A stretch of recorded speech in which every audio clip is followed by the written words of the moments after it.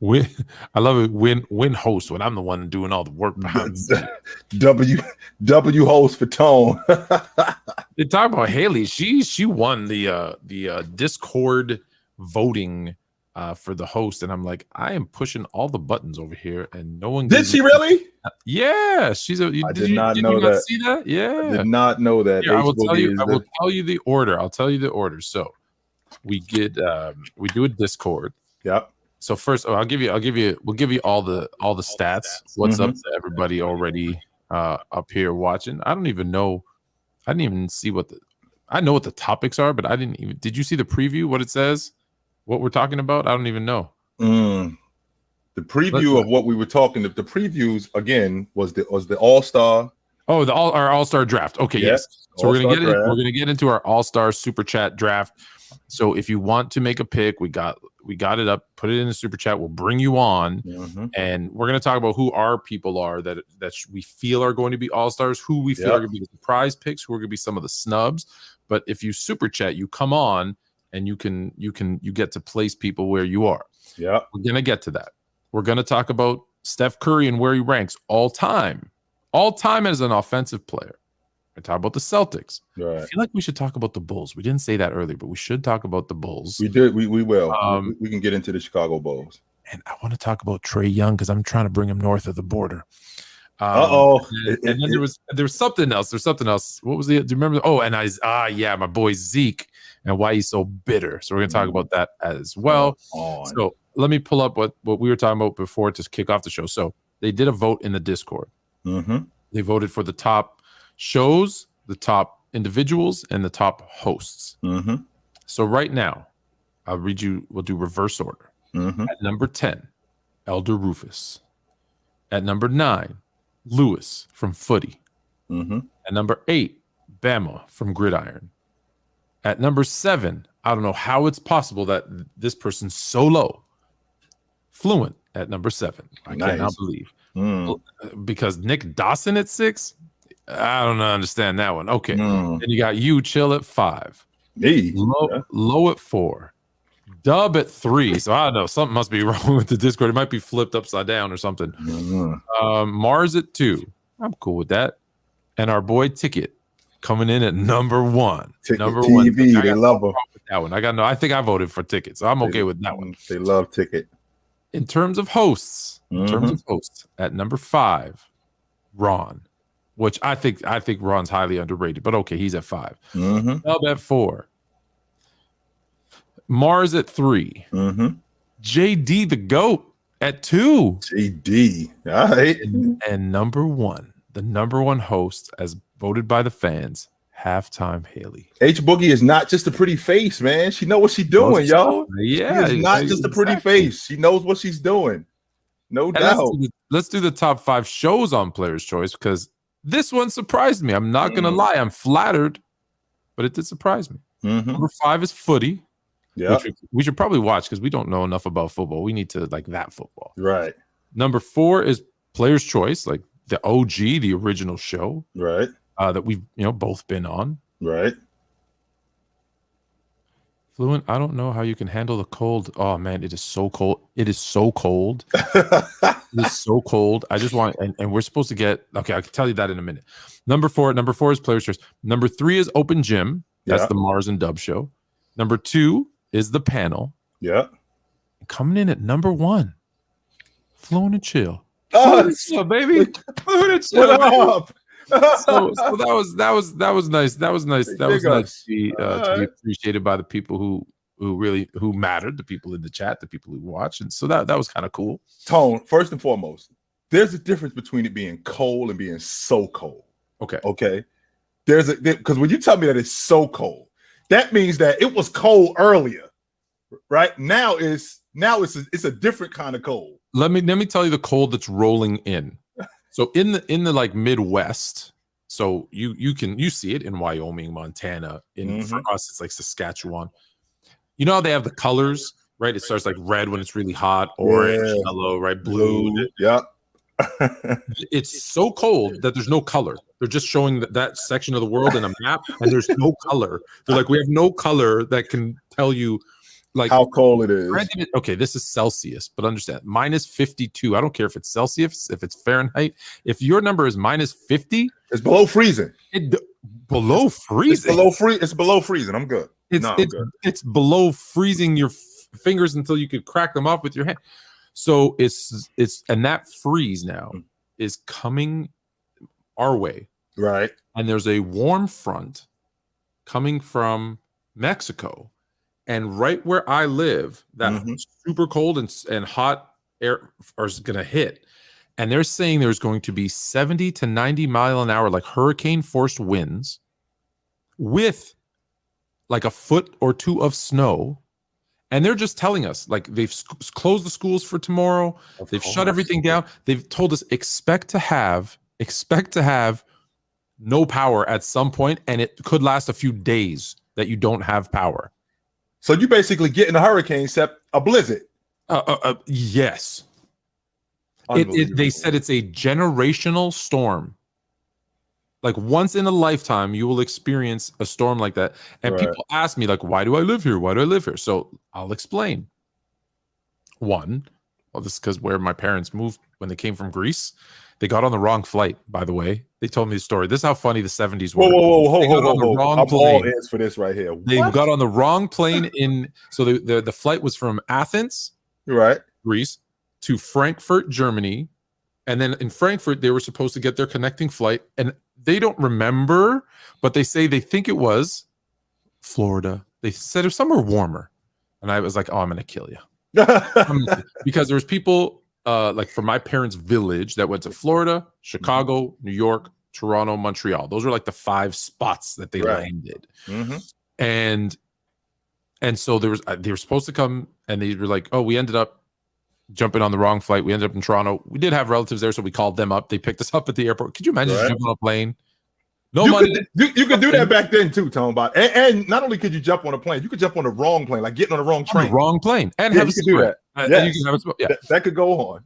So I've lived, as you know, I've lived in 25 different cities, 4 different countries. Like I've been all over the place. Where my family is, where my wife is, and obviously we have a family. And people always go, why do I live here? Because of the cold. But I tell them, like, the cold, like the real cold, January, February. That's it. The rest is tolerable, right? Like I tell everybody this, and I'm not going to go through the whole story, but go do your research. More Americans live further north than Canadians. There are more. Hold on, let me how to word this. Get it correct, Tom. Get it correct now. The most southern tip of Canada. There's more Americans that live north of that than there are Canadians. How about that? So it's called Middle Island. Middle Island is south. Okay. And it's so far south. It's about the northern part of like California. That's how far south it is. Don't forget the world's a globe for those that believe that, not the by the way. But it's a globe and it's tilted, right? So it's like here, and then there's all like, there's Wyoming, Montana, like all of those things that are up here, Washington. Those places are actually further north. Like I tell people, Minnesota's way colder. Buffalo gets way more snow because of the lake effect, way more snow than we do. So it's 2 bad months. But I've lived where there's the droughts in Arizona, the flash floods, the earthquakes in California, the mudslides, the fires. So I'm like, if I have to live with 1 bad snowstorm a year, I can deal with that. I can deal with that. I'm good. I'm from the Northeast, so many positives. I can appreciate that logic, but I'm from the Northeast, and now I'm a Southerner now, and I've been living in the South for over the last 20 years, and I'm trying to figure out, why people live where it's 7. I'm still trying to wrap my brain around why people living somewhere where it's 7 degrees. What are you doing?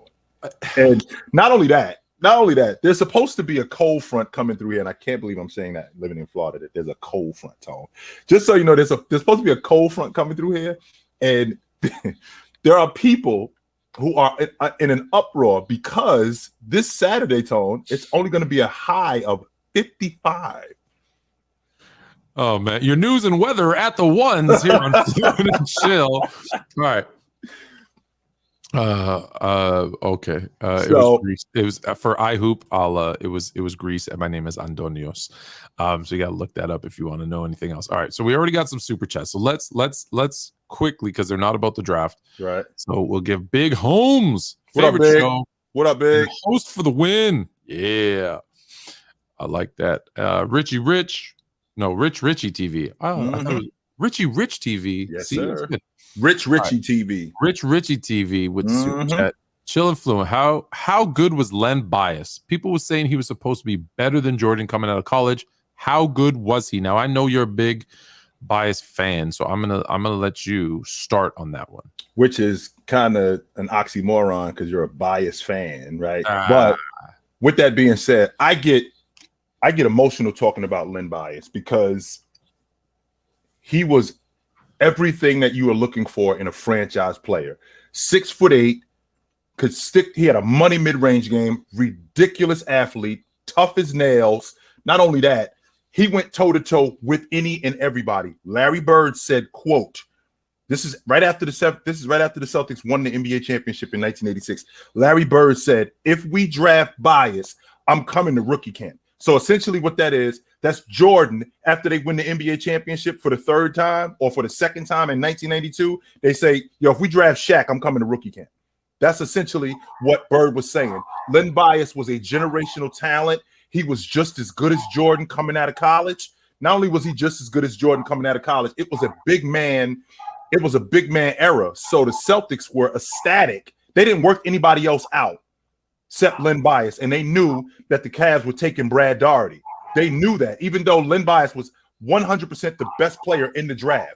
6'8", money mid-range game, could get to the basket. Not only could get to the basket, ridiculous athlete, could score on anybody, tough as nails. He was a franchise player. The best thing that I can say about him more than anything on the basketball court is he's the guy, if you're a general manager, you're looking at him going, we need him. And we don't need him like he's a role player. No. What do I need to do to get him? Whatever I got on my roster, you can have it because that's who I'm going to build my unit around. That's how good Lenny was. And I want to be very clear with people because I hear this a lot about Len Bias, about Michael Jordan, about others. Well, if they were so good, how come these guys were taking, Hakeem Olajuwon or Brad Daugherty or whoever ahead of them? And the answer always is because if you got a 10, that's a guard, and an 8, that's a center, you're taking the center because back then everything revolved around a center. Every team, that's what they were looking for. Sam Bowie, right? If as far as a basketball player goes, there's no reason that Portland takes Sam Bowie with other than we have Clyde Drexler, and we know that the game works around through their center. Hello. Here he is. What up, yo? How you doing? Good. You we already talked about your big win. So it was always about the center. Right. And so that's why Bias, right, got drafted to the Celtics. Right. That being said, we can only go based on what we think would have happened. Right? We think based on his size, his speed, his athleticism, what he did in college, that he would have been, right? The best or like top 3 player in the league. That's what he looked to be. Don't know. Bird said he could have had bad work ethic. He could have, diminished. He could have had a different injury. Like there's so many variables. I don't want to do too much math because I think I've already done enough. But just remember, 400 people in a world of 7-8 billion people, or trillion, I don't even know how many people, 400 play in the NBA. In the history of the NBA, 5,000 people have played in the NBA. Think about that. So, it's unfortunate for Len Bias, but yes, to answer the question, it would have been, I agree, it would have been him and Mike fighting for MVPs, fighting for championships every single year. Absolutely. No doubt. Absolutely. Bird said it. Bird said, had he lived, he would have retired in 88. That's how good he thought he was going to be. Yeah. He felt like he felt like this guy, I'm leaving this team in good hands with this guy. And with the fact that he didn't, that really, it broke my heart, Tone. I'd be lying to you if I was heartbroken. I was so looking forward to seeing him because during that time, college basketball was a big deal. And not only was it a big deal, it was a big deal because you get to see guys turn into players and then you get to anticipate what they're going to be on the next level. For the most part, they stayed 3-4 years for the most part. There's some exceptions, but we got to see. You're right. We got to see them develop. And so yes, absolutely.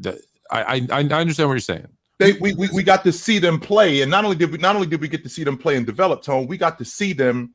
We got to anticipate what they were going to be on the next level, because to your point, we knew that the number 1 pick in the draft, Ewing, I knew he was going to be in New York for a long time. Right. I knew that Magic was going to be with the Lakers for a long time. I knew Bird was going to be with the Celtics for a long time. So when Lenny gets picked by the Celtics, I'm thinking, okay, Larry Bird's going to retire soon in another 3 or 4 years, and then Lenny's going to be better than what Bird was, and he's going to be that for the next 10 years. So it was really unfortunate, man, because I was really looking forward to that. So I'm going to pull this up real quick. This is what we're going to be working with.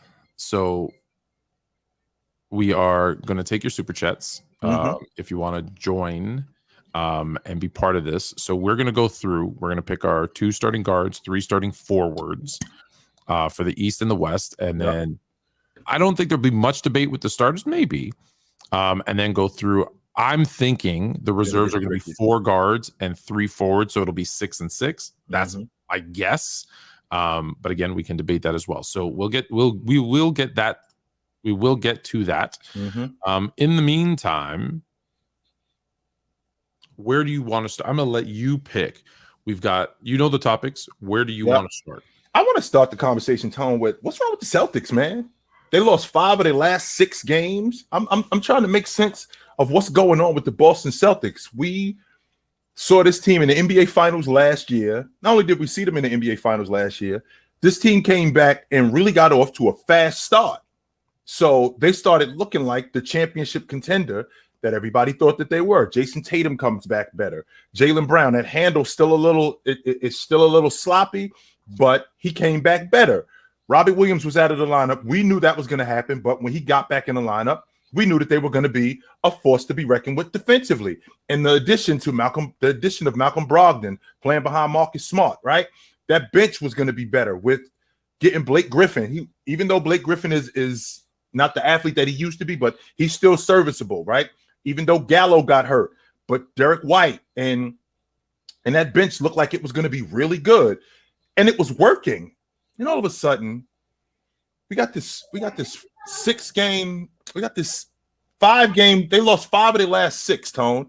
And in the process of them losing 5 of their last 6, the problem that we're having is they're getting off to slow starts. Tone, to start the game, they're starting. I believe they're -8 in the first quarter, and I don't mean -8 in terms of analytics. No, they're 8 in the hole at the end of the first quarter on average. They're 8 points in the hole. So from the beginning of the game, you're digging yourself out of a hole right from the beginning. Now, I think that Orlando matchup is a bad matchup for them, because I don't really like how they match up with them in the front court, and I don't like how Banchero basically has his way with both Jaylen Brown and Jason Tatum. I'm really not feeling that. Can I take a side note here? Is Orlando better than we think? Yes, they are, Tone. Because Orlando handles Boston. They handle Toronto. That Banchero and the they're not. I don't think they are. The Wagner brothers. Wagner. The Wagner. Franz and Martiz. Man, they do a number. And then, everyone's crazy for Bol. Yep. He doesn't statistically but like when you see him on the court, he's disrupting things with his length, and it's Manute Bol with that. It looks like an athletic Manute Bol, which is pretty cool. What he looks like, Tone. Yeah, that's exactly what he looks like. So is it just a bad matchup, or is Orlando just? I don't want to spend too much time on them because I want to get back to Boston, but is Orlando better than we thought? I think it's a combination of the two, Tone. I think it's a bad matchup, and Orlando is actually better than what we thought they were. Cole Anthony looks a lot better than what I thought he was going to be. I'm not sure that he's their lead guard of the future, but he looks a lot better than what Fultz doesn't look like a complete bust. That's what I was getting to, Tone. Markelle Fultz looks really good, man. He looks really good. Is Suggs gonna make an appearance this year? I don't know what the story is with Suggs. I think he screwed his hand up, if I'm not mistaken. I I think he screwed his hand up, and I think he's been out of the lineup for like the past 3 weeks, almost a month or so. But Terrence Ross has been a great addition off the bench. So ever since he was in Toronto, I really like Terrence Ross. I dug him in Toronto too. As a bench player.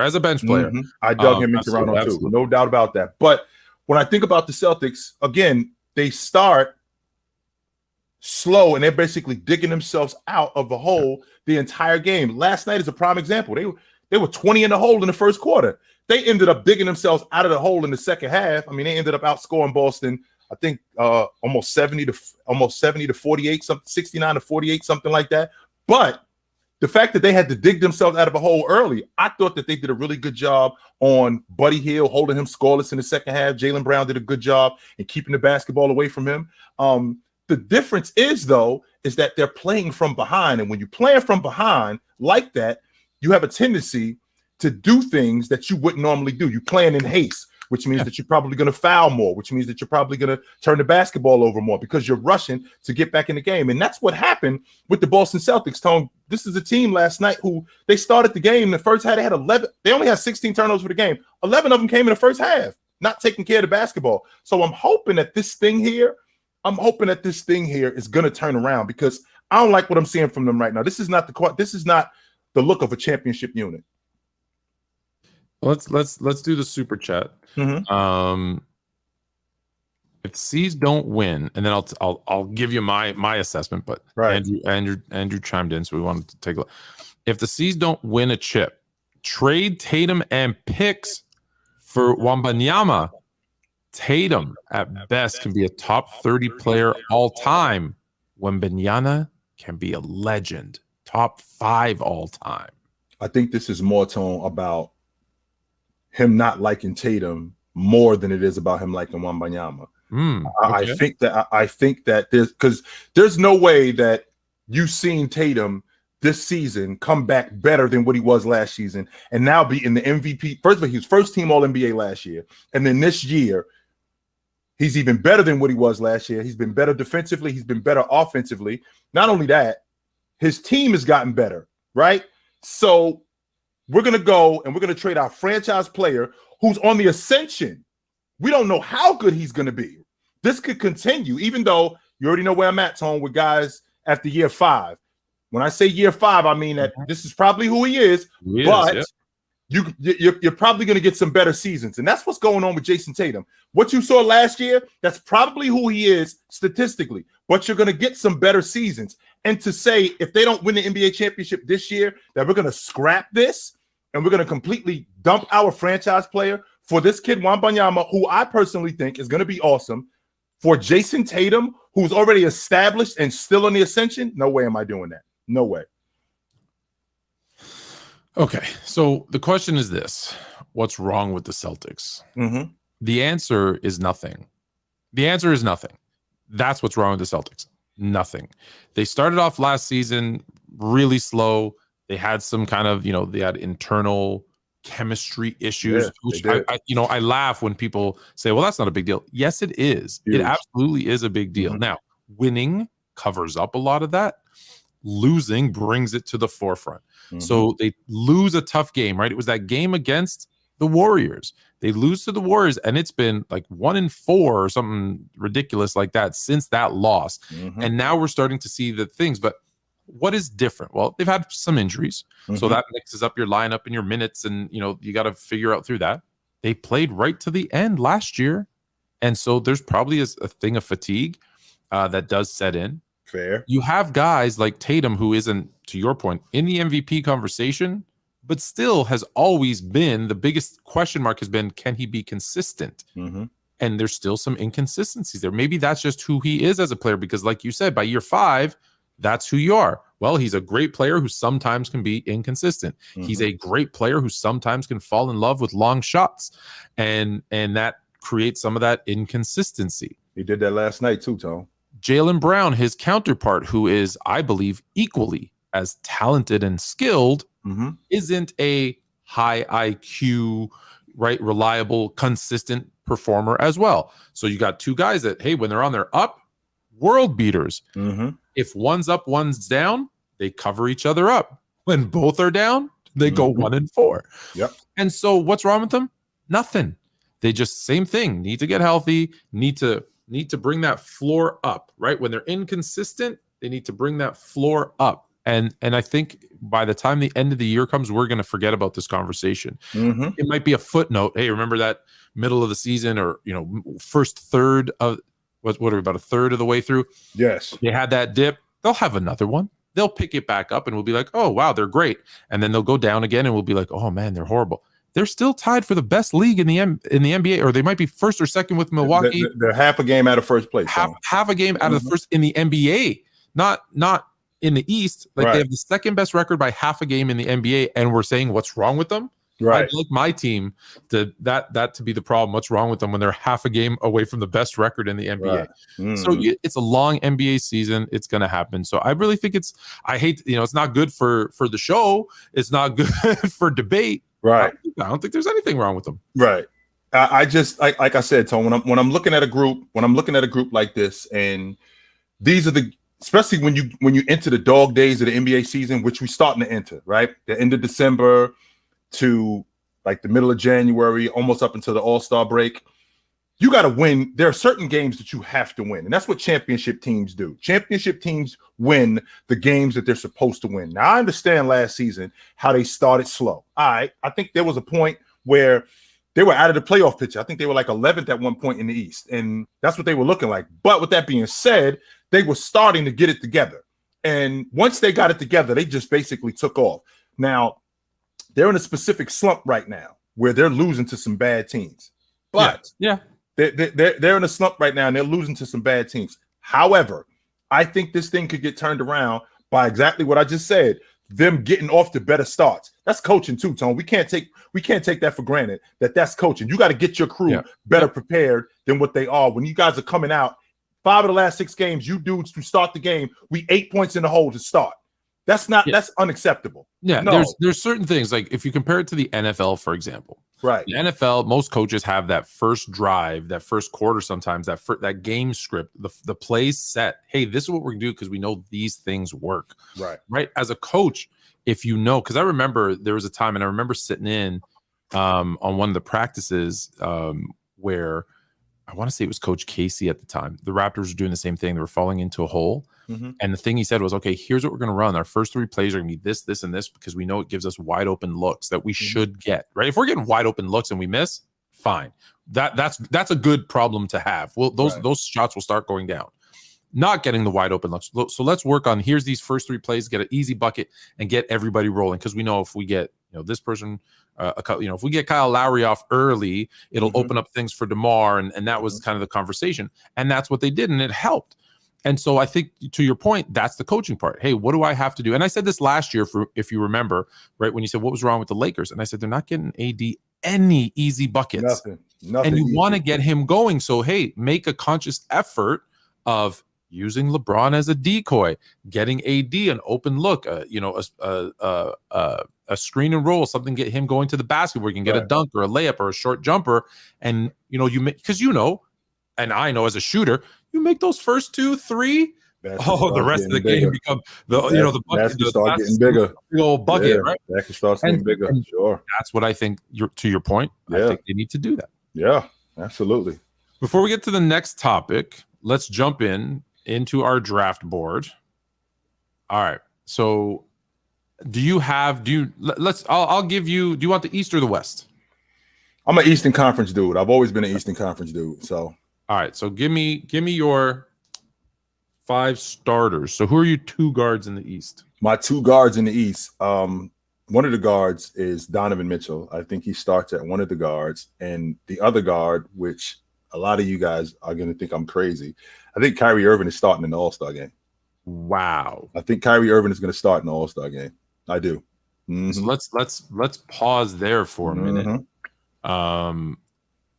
Because I didn't think it was going to get that messy that early. You got to explain to me why you think. I think Kyrie Irving is starting in the All-Star game, number one, because even though what we saw early, one of the things that Kyrie Irving has over the majority of the NBA is he is super, super duper popular. And when he's playing at the level that he's playing at, I believe he's averaging something like 29 a game over the last 4 or 5 games, something like that. And voting just opened up. I mean, he's one of the most popular athletes in the NBA. Now, he's more popular than Trae Young, more popular than LaMelo Ball, more popular than all of these guys. And his game is doing all of the talking instead of him. And because of that, he's now becoming even more fan friendly. So the All-Star game is what people want to see. And I wouldn't be surprised if Kyrie Irving was starting in the All-Star game. All right, so Carlton in the chat says, that's not ridiculous. That's not ridiculous to say that. I say, hold on. Because the fans don't, I believe the fans are just partial of the vote. Right. You're telling me that Kyrie is going to start over Trae Young. Yep. Jaylen Brown. Yep. DeMar. Yep. Garland. Yep. And Brunson, who has the state of New York. Well, maybe just half of New York. Yeah, maybe. You think he's starting over all of those guys? All of those guys. And he's going to start over those guys simply because, Tone, like I just said, how popular he is. Like, none of those dudes, as good as they are, they're not nearly as popular as Kyrie Irving. And now Kyrie Irving's game is doing most of the talking for him. More than anything. As good as he is, his game is doing most of the talking. So I think that's even a bigger deal. And he's starting in front of James Harden, too. Okay. I will give you my guards in the West. You know what? I'm going to clear this because it's easier. I'll just use we see who they are right here. And we'll do this. There we on the fly. I'm gonna mine's easy. Mine's easy because I think Luka obviously is going to start. Curry's going to get the votes. Yes, and that's the sad thing. I think Curry's going to get the votes. Obviously, he's hurt, so he's probably not going to start. But I think those are going to be the two that are voted in as starters because I think it's like the chat said. Oh, I'm not. So who takes his place then, Tone? Because he's not going to play. Okay, he's not going to play. So let's do that. That's fine. Who do I have next? Who takes his place? I'm going to go with my pick because he's going to get my vote. I'm going to go that the starting two are going to be. I want to reveal here. Here we go. Luka Doncic, Ja Morant. I can get with that. Sure, I can definitely get with. I was thinking Book, but I actually it's you can't see this on my sheet. I have Book ahead of Ja for All Star, but that's why I said I'm going with my own who I'm going to vote for. So I'm going with Ja because I think Ja is that type of player that fans really like him. Yeah, they do. And I think they'll get behind him. So I think Ja gets the nod. They love him, no doubt about it. They do. All right, we're gonna pause for a super chat, and then we're gonna get back and do our forwards. Yeah.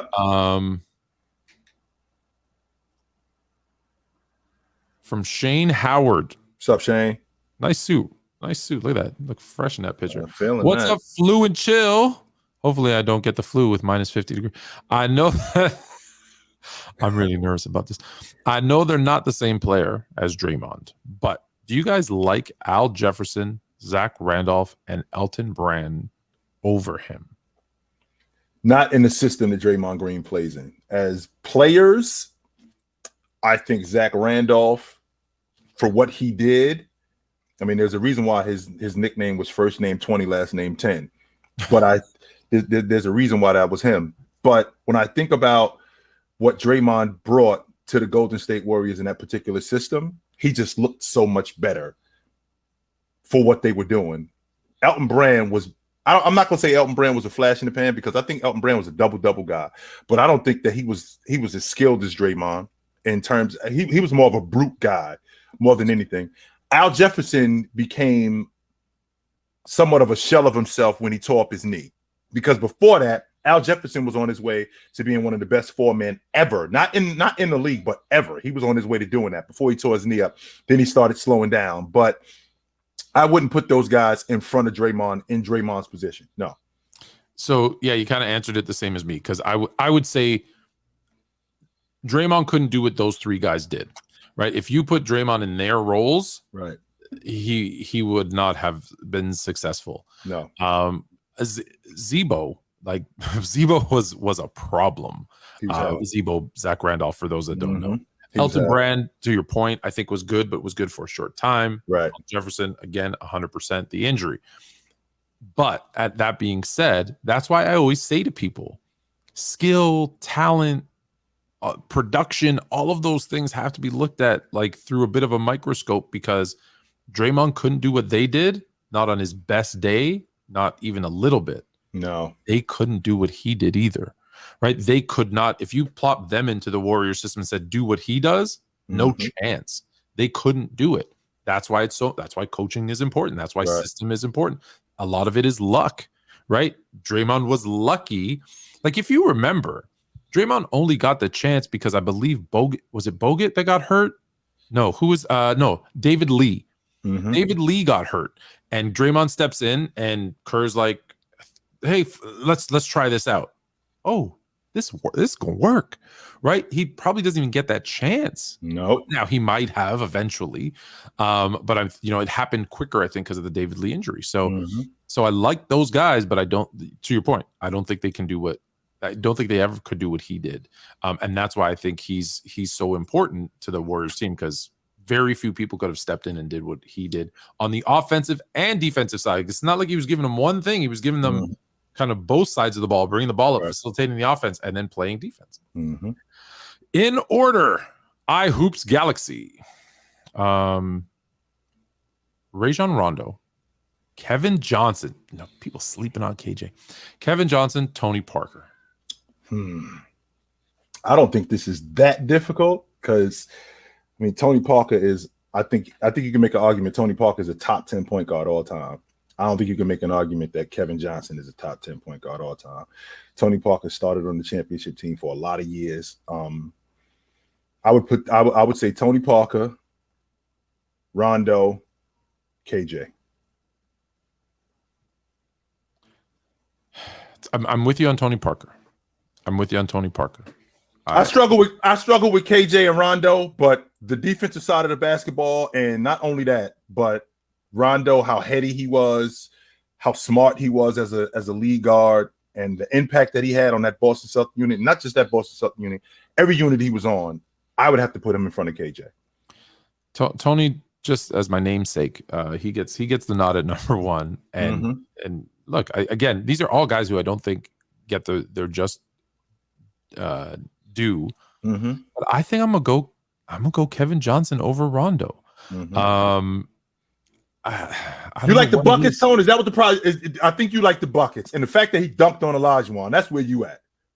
You know, the second I read his name, that's exactly the vision that popped into my head as him. The fact that he threw it over the top of Olajuwon, right? Like, Rondo's the type of player that I hate. I don't want to play against. I want him on my team. I don't want to play against him. Right. So I give him some.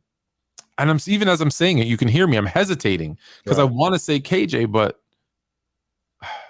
no, I think it's right. No, I think it is Tony, Rajon, and then Kevin Johnson. I just think that when I think about about Rondo, the Mayor of Sacramento, unfortunately, is the third one, but that's not to diminish. No, it's not, yo. How good he was. That I found out in 2020, Tone. I found out that playoff Rondo is a real thing. Like is a real thing. I didn't know. I was really fighting it. I wasn't sure that is playoff Rondo a real thing. And then I'm watching the playoffs and I'm going, playoff Rondo is not.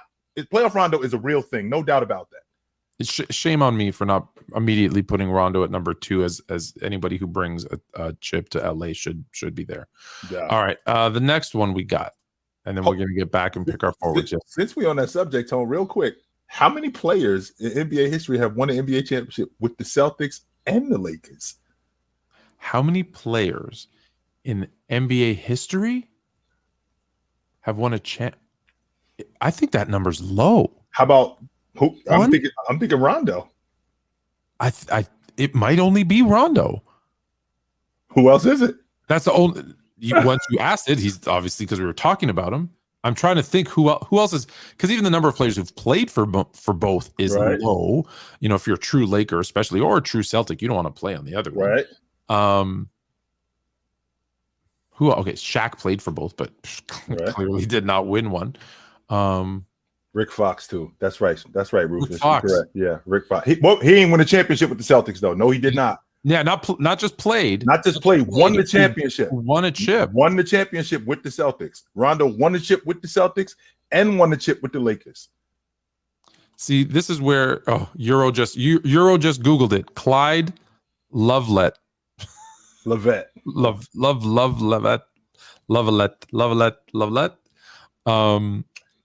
Yeah, that's crazy. Yeah. That is a good trivia question. I wish this is when I wish we had Lo on, so I could be like, yo, Lo, yo, Lo, pull it up. Yo, Lo, pull it up. All right, here we go. We got another super chat in the building. Don't forget, guys, get your super chats if you want to come on the show and make your all-star selections. We're gonna get to ours right after this one. Yep. Which is a 50-piece from Armis Jones. Armis Jones. That's a good name, too. We got a lot of good names. Yeah, we do. I think the next decade, the Pelicans will have the potential to win not one, not two. One or two. Now we're going to go not three, not four. No. Yeah, one or two championships. I believe Brandon Ingram's best. He's a Paul George caliber player if he continues on the trajectory. I'm glad I read that. He could end up being better, less explosive. Armis. Those are his comments. What do you think? Is Brandon Ingram better than Paul George as a facilitator? Is he a better defender than Paul George? That's where I thought you were going to go, was a defender. Yeah, I don't think he's a better defender than Paul George. I don't think he's a better facilitator than Paul George. He's a bucket, though. Like, I get I think the only thing that we're talking about when we talk about Brandon Ingram is we're talking about buckets. I've always looked at Brandon Ingram as I think he's a lesser version of KD. That's who I think that he is. Now, him being a Paul George caliber kind of player, that's so essentially what you're telling me is over the next 7 years, Brandon Ingram's going to be a first-team All-NBA performer. That's what you're telling me. And I'm not sure that he's got to make the All-Star team first. He's been in the league, 5 years now? 6 years? Can we at least see him? Can we at least see him make the All-Star team? Can we at least see him make the All-NBA team? Can we at least see him do any of those things? Because when I think about Paul George, don't get me wrong, before the injuries, Paul George was on the ascension, and he was on his way to doing something completely different than what Brandon Ingram has done. Now, Brandon Ingram also, he stays beat up too. He's another guy who stays beat up. I'd like to see him in the lineup more. And if I can see him in the lineup more, then I can have a better idea of who this guy could actually be. Add that to the fact that if I could get Tone, you and me have had this conversation more than once, more than twice, more than 3 times. If I could get 5-6 years of health from Zion, I think we're talking about a top 5 player in the game. No doubt about that. So here's my issue. The way the team is constructed, absolutely. If they all stay together, if they all stay healthy, right? Because Zion, I told you that's my big issue with Zion is health. Yep. They're going to have another really high draft pick next year. So BI, Zion, I have a feeling they're going to do something to get that point guard that you want them, that facilitator that you want. Not necessarily, it doesn't have to be a point guard, right? Because now any kind of position can be that facilitator. They're going to find that facilitator. My problem is this. They're in New Orleans. And New Orleans isn't a team that I think is going to go heavy into the luxury tax. And I don't think they're a team that's going to go paying big money. So if they don't win this thing quick, those guys I don't think they're going to stay. I don't think they keep the team together. I think it's going to be a situation like OKC, where OKC could have shelled it out. They could have made Harden work, right? They could have made Harden work, but they didn't. They said, hey, you know what? We got to move on. We got to make decisions. He's not is he going to be a starter? Is he going to come off the bench? There were some things there. And so can that core stay together financially long enough? And that's what I think. You think Zion's going to want to stick around in New Orleans, or BI's going to want to stick around New Orleans when big city comes with big money? I don't know. He just signed an extension though, Tony. He just signed a max deal though. He just signed a max deal. I don't think he's going anywhere. I think he loves it down there. I do. I think he loves it. I think he loves it in New Orleans. No doubt about that. So, I'm just that's what I'm worried about. He might love it. He might love it. Are they going to want to go deep into the set? Like, just think about it. Like, if they start going, it's 1 time, 2 time, 3 time what you're paying out in salaries. So that's my only concern. So I'll answer the question like this. One, I think BI offensively can put up numbers like Paul George. I don't think he's the same facilitator or defensive player. Yes, I think if they all stick together, they absolutely have a shot. The West is getting older, right? The Lakers are not a team anymore. The Warriors are on that downside. Portland, although they're playing better, you've really got now. It's a new swing. You've got Memphis. You've got Phoenix is going up. As good as Phoenix is, Phoenix is on the downturn too. I think as good as Phoenix is. I mean, their lead guard as good as Chris Paul is. I think he's on the other side of what he used to be. So I don't know. How much longer. If I'm looking at the young teams with the young stars, the Memphis, the Sacramento's, and the New Orleans is right there. They're ready to take it. So I'm good. I'm good with that. All right. So thank you for the super chat, Armis. Let's go back and first, let's bring in, we have a special guest.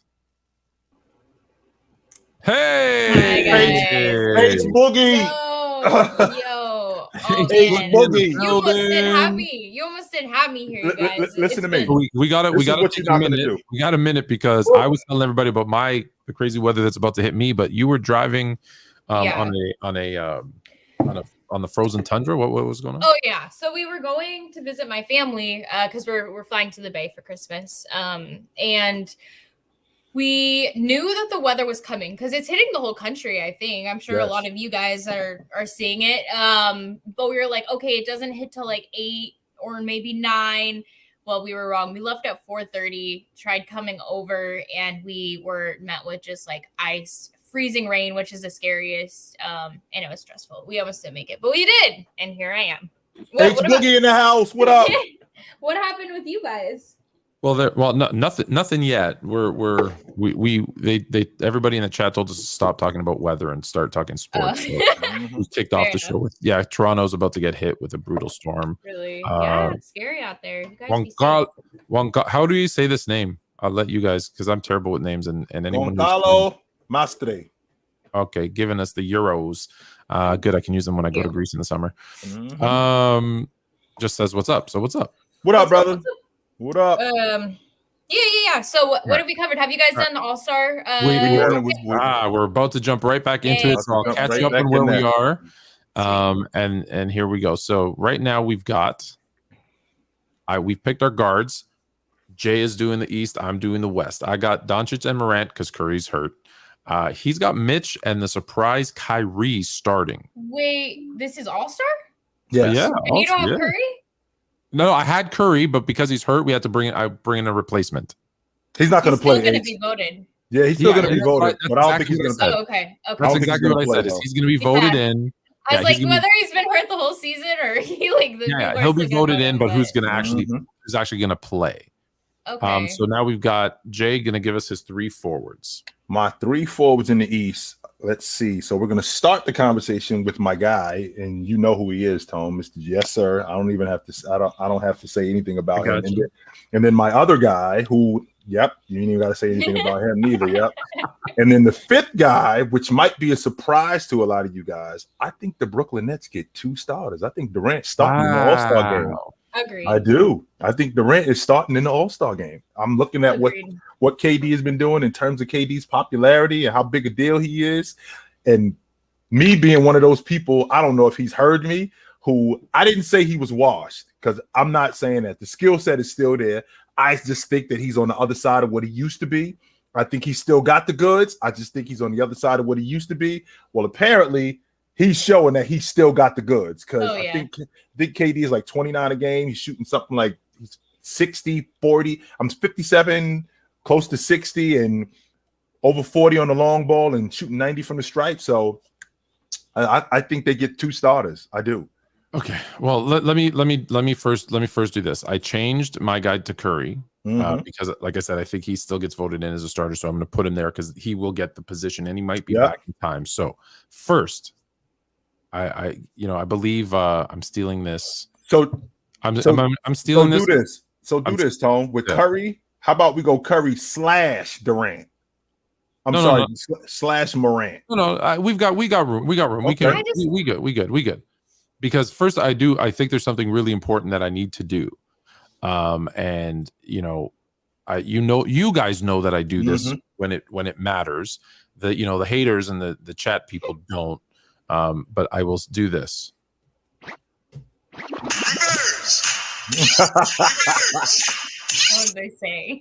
What did they say?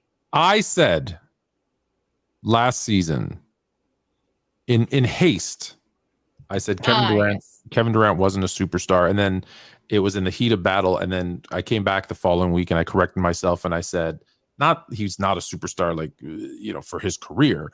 I said moving forward, I think the injuries, the age, we're going to start to diminish his skills, and that we weren't going to see a superstar caliber player. And where we were at that time. Right. A superstar caliber player moving forward.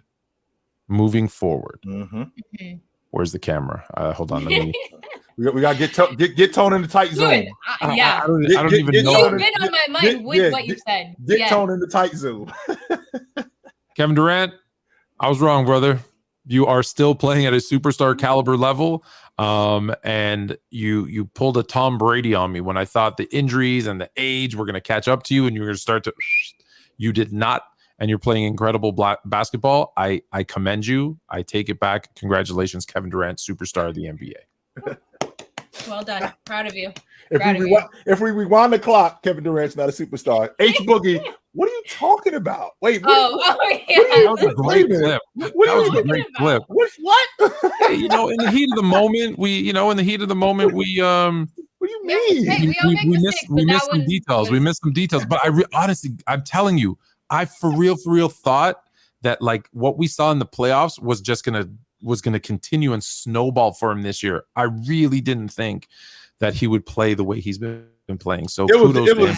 It was like I said, it's obvious that KD still got the goods. I just feel like he's on the other side of it. That's all. That doesn't mean that the skill set it isn't still there. The game's still in there. It's obvious that it's still there. No doubt about that. It's just players. There's players that we see, like some players you see like a slow, it's like a glacier, this slow decline, right? Yeah. Other players we just see drop off a cliff.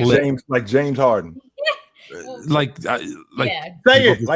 James Harden just drop off a cliff, and we're like, what happened? And I thought, and I have issues because, and I'm right 99% of the time, skinny players typically that body frame typically snap, and they're the ones that fall off the cliff. So I thought he would. So good for him, man. Like I said, I was wrong. I can admit that I was wrong. The injury he had, he was out for so long.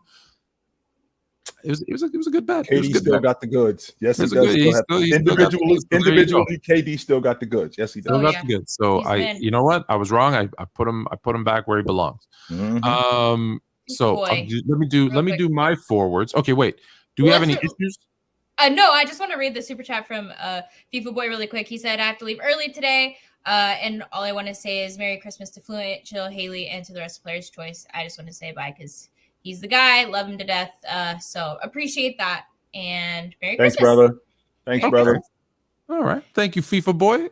Listen, I get in trouble for this. Merry Christmas, FIFA Boy. And I say Merry Christmas because that's what I celebrate. And if you celebrate Hanukkah, Kwanzaa, Festivus for the rest of us, hey, say what you celebrate back to me.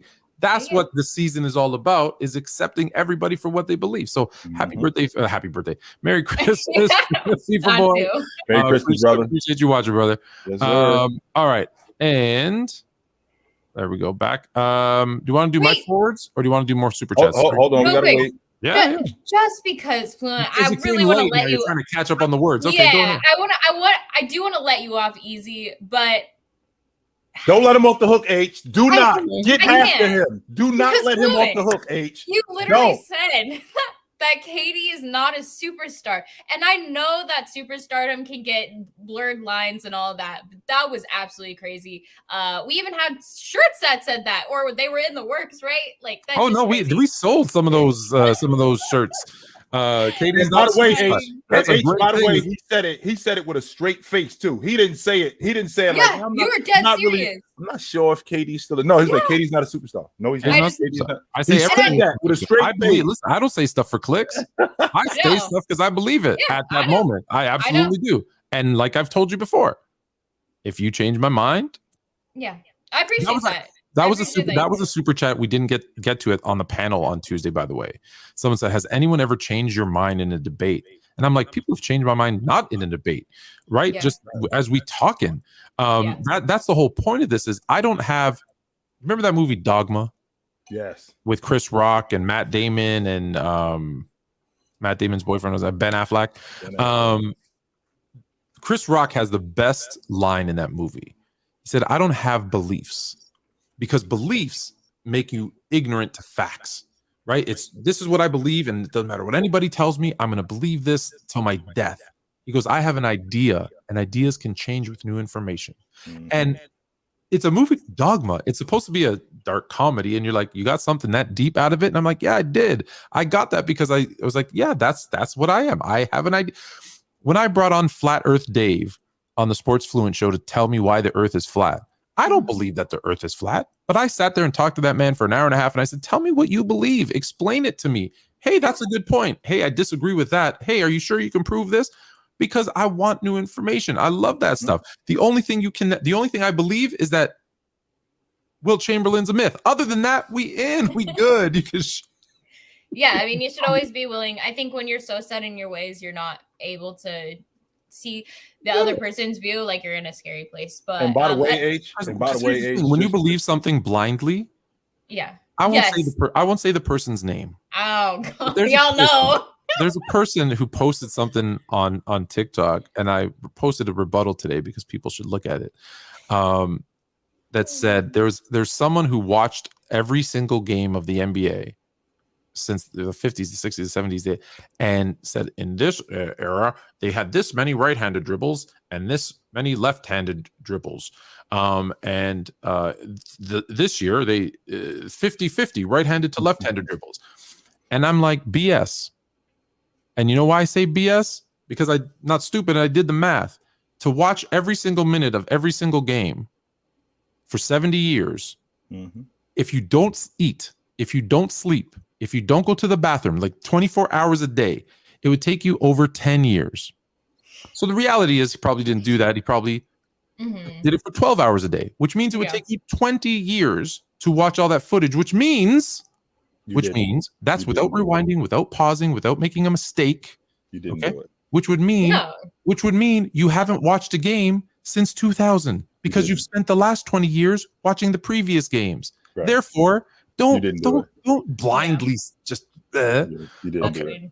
That's weird. But yeah, what I wanted to say real quick though, I appreciate you backtracking and seeing KD because he's been playing better than I expected as well. No. No, I'm not changing your belief. I'm not backtracking. I have new information because I believed he was going to drop off and have that, and he did not. Now that doesn't mean I still don't believe a lot of the things. Like in 20 years from now, the people are going to roast Kevin Durant for being a offensive only player, better than, but like the way we treat Dominique, the way we treat George Gervin, the way some people treat Carmelo. They'll have him higher than those guys, but they're going to say that's what the new generation, like the people right now who are fighting me about Kevin Durant, when they're 40 and they're dealing with a 20-year-old that's going to tell them, Kevin Durant was tall. He just shot over people. He scored a bunch. What else did he do? He wasn't a playmaker. A 7-footer who couldn't rebound. He couldn't play make. Right? He couldn't play defense. That's what they're going to say. And the same guys today that are fighting me are going to want to choke that 20-year-old the way I want to choke these 20-year-olds. Yeah. So and by the way, Hailey, Tone wouldn't entertain the Chamberlain conversation a year and a half ago. I actually got him listening now. So what do you mean? I'm pushing him closer and closer. He wouldn't even entertain. He wouldn't entertain it a year. He thinks Chamberlain is for real a Greek myth. He doesn't think yeah, my things grandpa really like watched. My Right. grandpa's told me So- about Yeah, Will everybody's Chamberlain. grandpa, So- but no one has So more firsthand and more, experience. he's actually entertaining the conversation with me. No now. one has So firsthand experience. I'm getting close. I'm getting close, H. I'm getting there. Yeah, keep going. Listen, Keep I am going. 1 degree. I am 1 Open his degree. mind. Flat Earth Dave and Fluent, by the way, is on Sports Fluent. You got to go scroll down in there. Sports Fluent on YouTube, by the way, so you guys know, is like my library. It's just where I put a bunch of stuff. It's if you ever want to go see old stuff when I used to do the show with the NFL head coach Hugh Jackson, our original Fluent and Chill episodes where we're just trying to figure out what we were supposed to do. The Flat Earth stuff. I got stuff where I interview musicians and novelists and just experimenting with my craft. It never was promoted, but you can always go check it out anytime. All right. So that being said, where were we? Yes. Oh, sorry. That's what I said. I'm 1 degree of separation away from almost every NBA player. I know someone who has actually met or spoken to most of them face to face. I know no one that's ever had a direct conversation with. Are you speaking to men or women? Fair enough. Maybe that's I need to get him, H. Get him, H. Boogie. Get him, H. I understand. Get him, H. All right. Well, there you go. I will. All right. Can I get? Let me go to my forwards now. Yeah. On that note. Let's go. All right. Here we go. I've got. Let's see. Who do I got? I think mine's gonna be easy because listen, I understand. I am a man of the people. I understand the people, and I understand that the people are gonna still vote this man in. Yes. Because why wouldn't they? They're going to vote this man in because heck, you want to see him play in a game where he can get out on a fast break. Absolutely. And this guy's actually, I struggled with this one, but I think he's going to be that starter. Yeah. I think he's going to be that starter. Yeah. How do you, real quick, is it possible for somebody on my live asked me this, Jokic 3-time MVP or no way? Ain't gonna happen. I mean, in a row. I'll tell you it's not gonna happen, right? Back to back. Even if he was averaging like insane numbers. Now, just so you know, H, the Denver Nuggets in first place in the West. Mm-hmm. Not only are they in first place in the West, Joker is rolling right now. I know. Right? Joker is rolling right now. So this is a conversation that we are going to have at the end of the season because I think I had Denver 3rd before the season started. And I think they're going to be a top 3 seed. And if Joker keeps doing what he's doing, we're going to have this conversation, H. It's going to be a serious one too. It's not going to be, hey, what about Joker? No, it's going to be Joker is 26, 13. And just so you know, he's averaging almost 10 assists a game, by the way. I know that's nuts to say that. But he's averaging almost 10 assists a game. So we're going to have this conversation at the end of the year. I just want you to know. Yeah. That's crazy. Yep. We shall see. I just wondered if the league would allow it. Like, oh no. Really? Well, listen, you had Bird win it 3 times in a row. That was the last time, right? And but then you had LeBron win 2, skip 1, and then 2 again. So 4 in 5 years. Mm-hmm. Correct. So it could happen. It could happen. Correct. It could happen. Okay. How we're doing, guards? I will tell you this. Mm-hmm. If Jokic wins and that poor man Joel Embiid gets a third time in a row finishing second.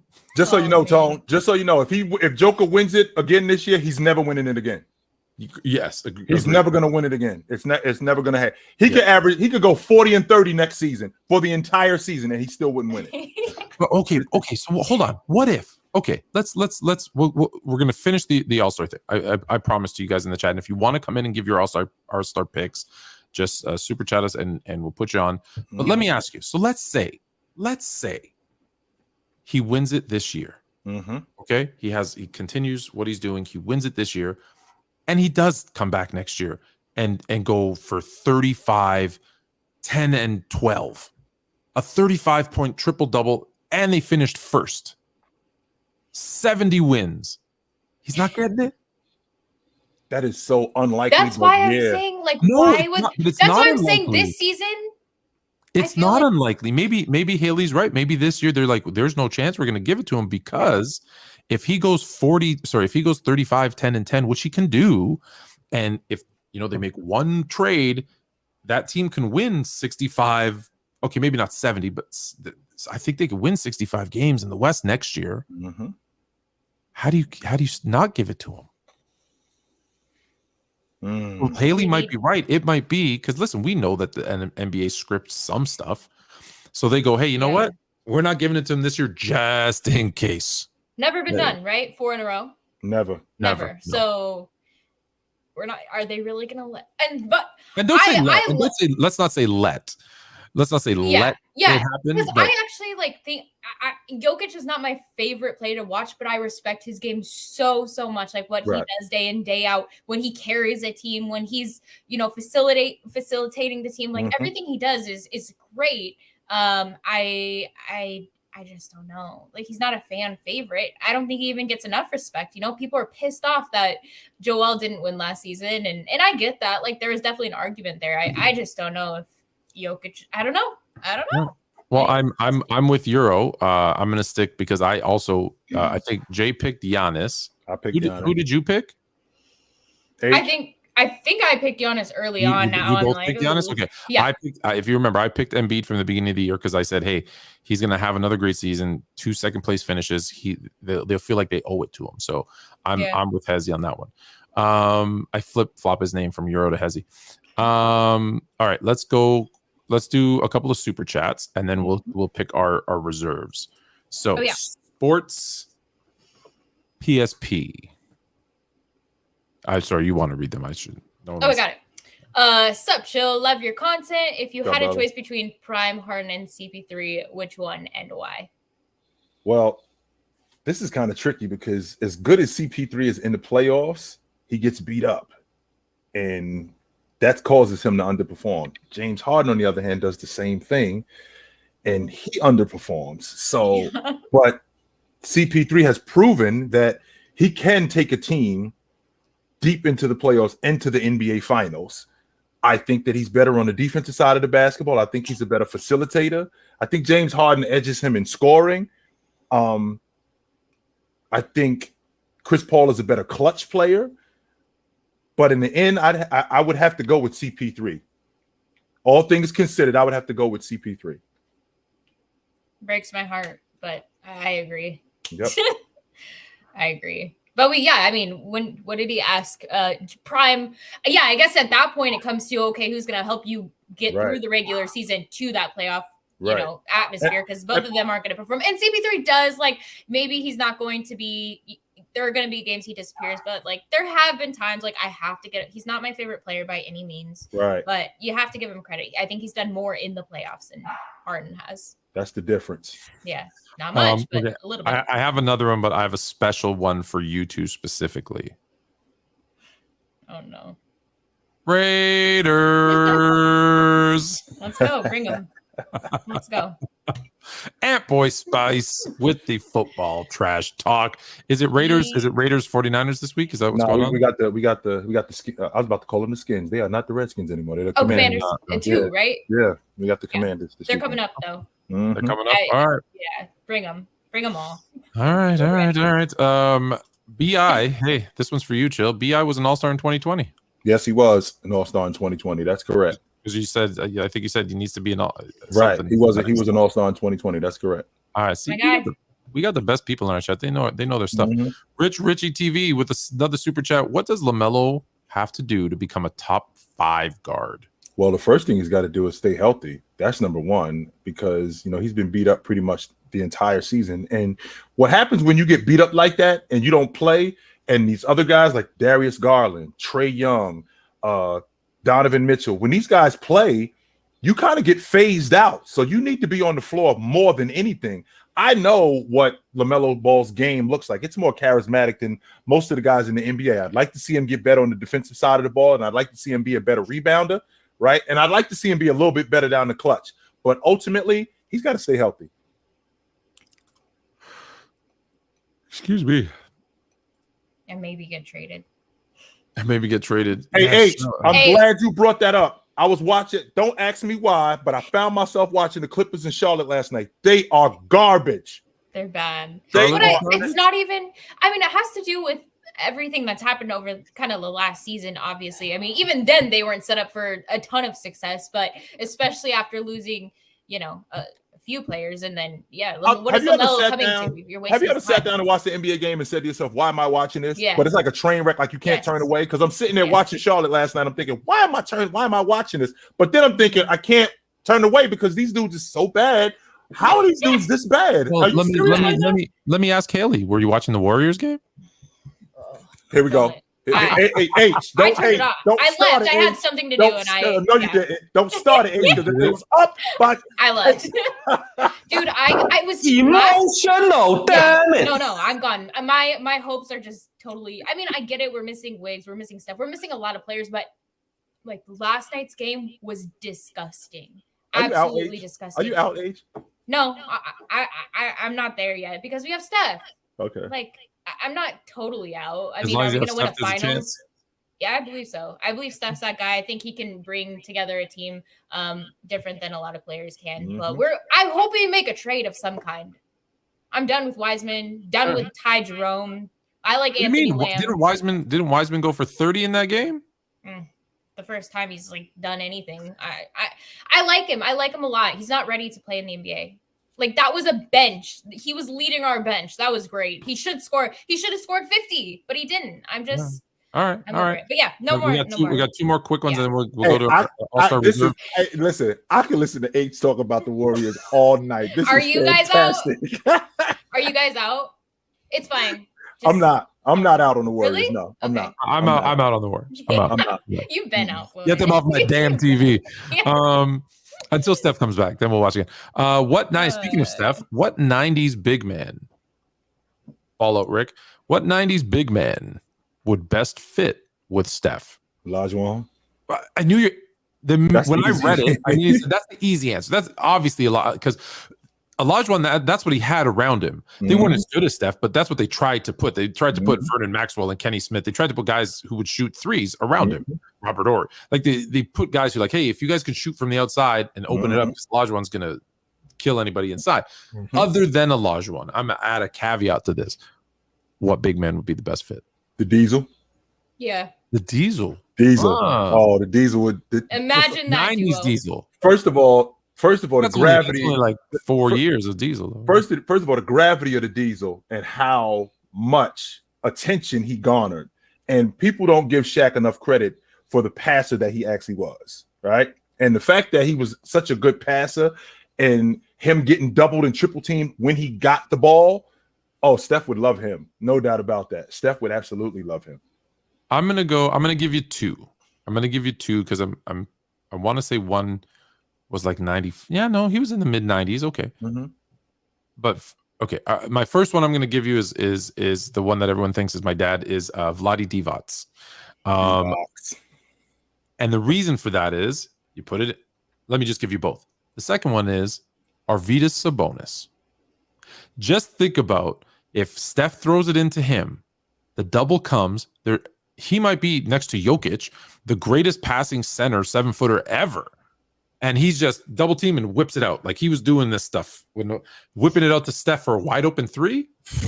Hash. So those are my two. I think that those are the type of big men that can kind of get up and down the court and really good passer. Olajuwon's the easy answer. Diesel, I didn't think of that, but that Shaq's a good one. Shaq is definitely a good one. Here we go.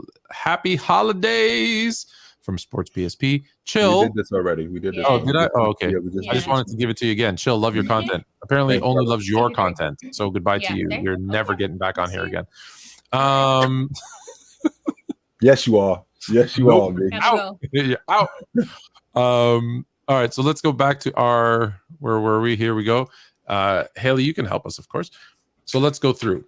I'm going to let you guys each pick two guards in the East.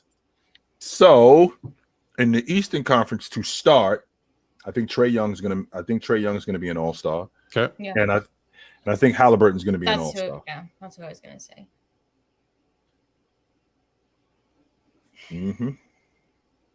Can't spell. I don't care. You got two more, Hailey. Halliburton. H-A. Did I spell it wrong? No, that's correct. Right. That is correct. That's correct. In the East. Mm-hmm.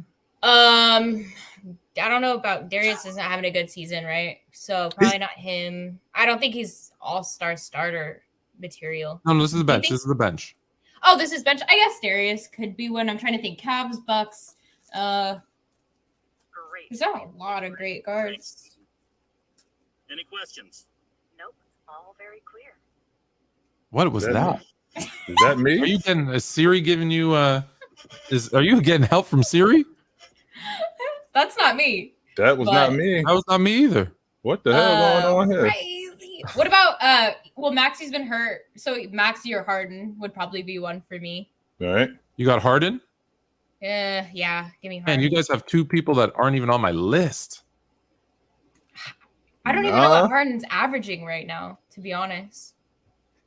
All right, you got one more. I don't think Harden goes before Jaylen Brown, though. I'd be surprised if he went before Jaylen Brown. Oh yeah, definitely Yes. Jaylen. Why? Jaylen I feel like I guess Jaylen. You think KD will definitely go over? Yeah, I feel like Jaylen should be a starter, but whatever, it's fine. Mm-hmm. So the people you missed that are on my list. Mm-hmm.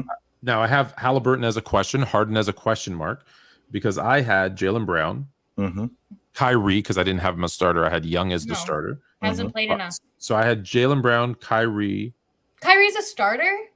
I think go over this. Like until he Jay plays 40 games, I don't want to see him. Like he should not be. And I'm just so over and it. how y'all I love Kyrie, sleeping on DeMar?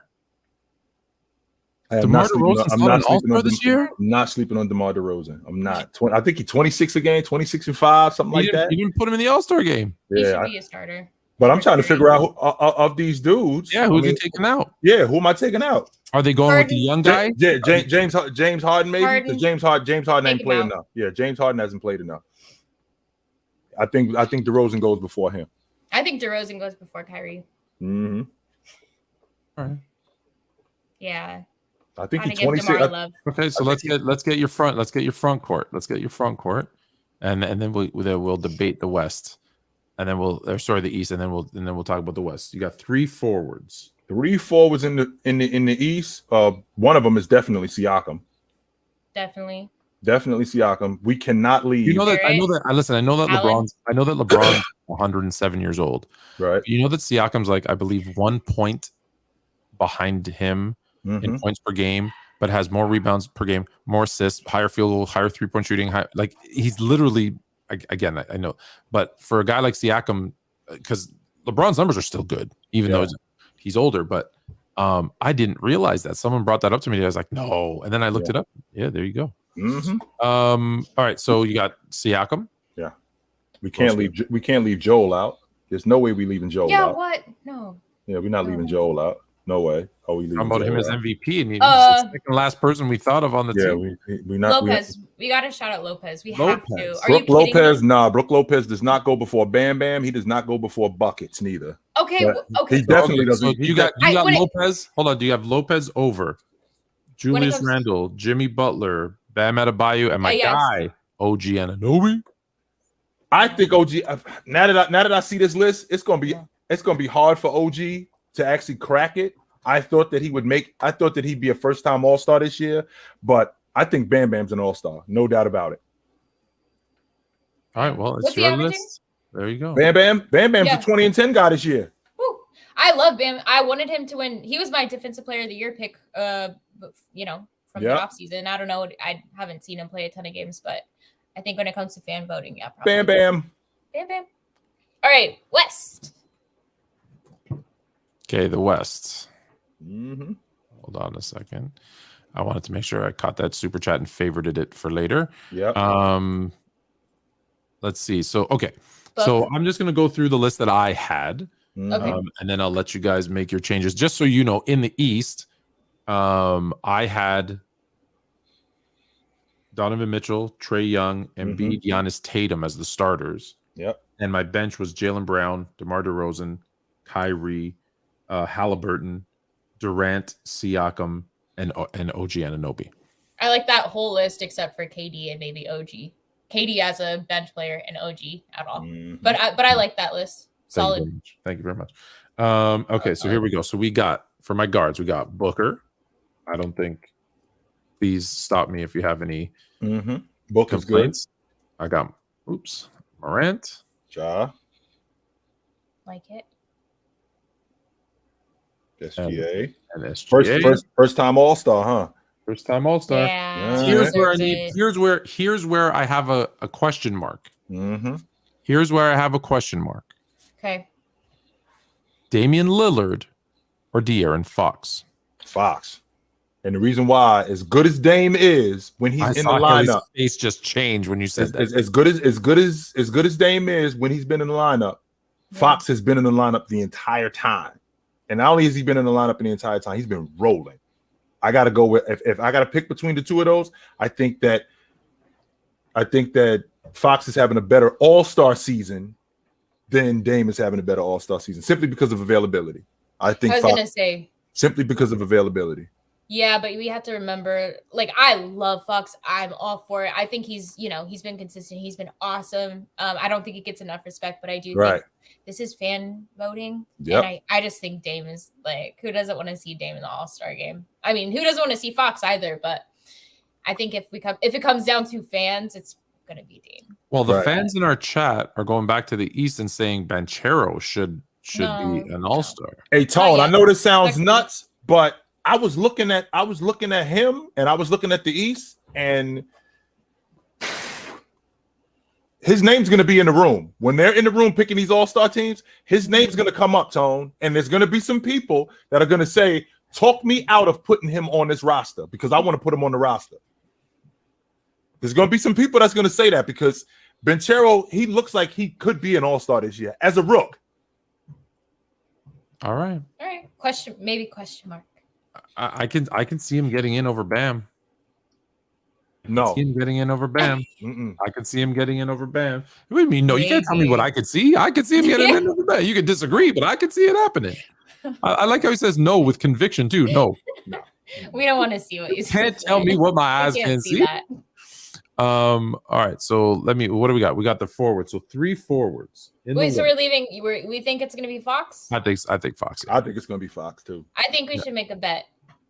All right. What's the bet? Let's just put like $5 on it because I think it's good. Hold on, H. You want to put some Jack on it? I do. Hey, Chad. I think you guys are overwhelmingly underrating Dame. And hey, Chad. Who wants to take a $5 bet from Hailey?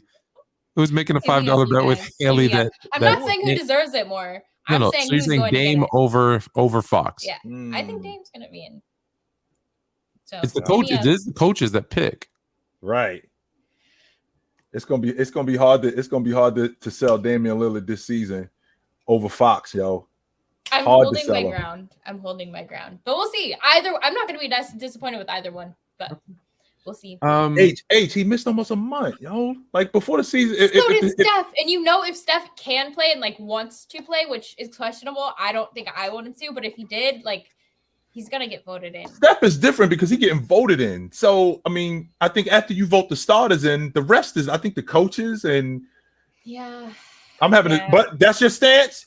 H want to put some Jack on it. I'll take your $5. All right, let's go. I'll take your $5. All right. No doubt. Let me ask the chat while you guys are going through forwards in the West. Who do you guys got? Here? Because I struggled with this one too. I think PG-13 gets in. I think he gets in. I think Lauri Markkanen gets in. Well, I think Markkanen gets in too. Yes. H, you better. I think he deserves it. I just don't think he will. I don't know. No one wants to see. It's All-Star. Nobody wants to see it. He deserves it 100%. I just think. Who goes ahead of him though? When you think about the Western Conference, that's what I'm going to ask. So who goes ahead of him? He's done for the season.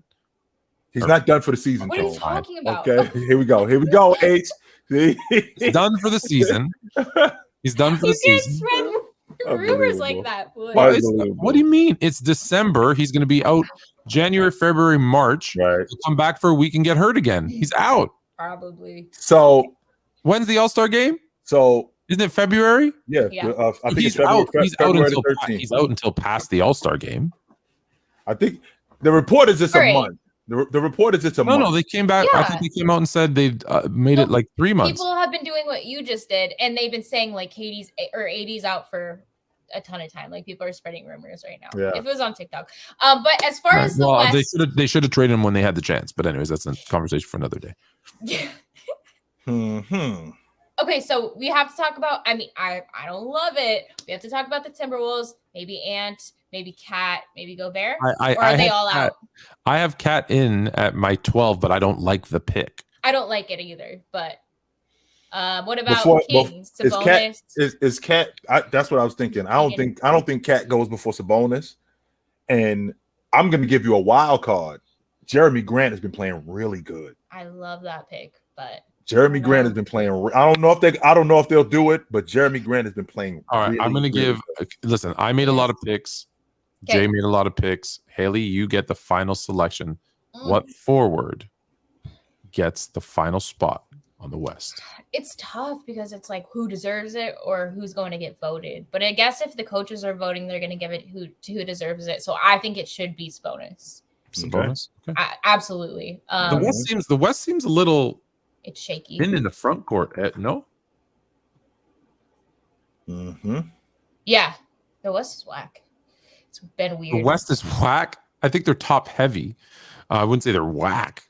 The West is like 100% up for grabs. Like there's no. The Nuggets are starting to pull ahead right now, but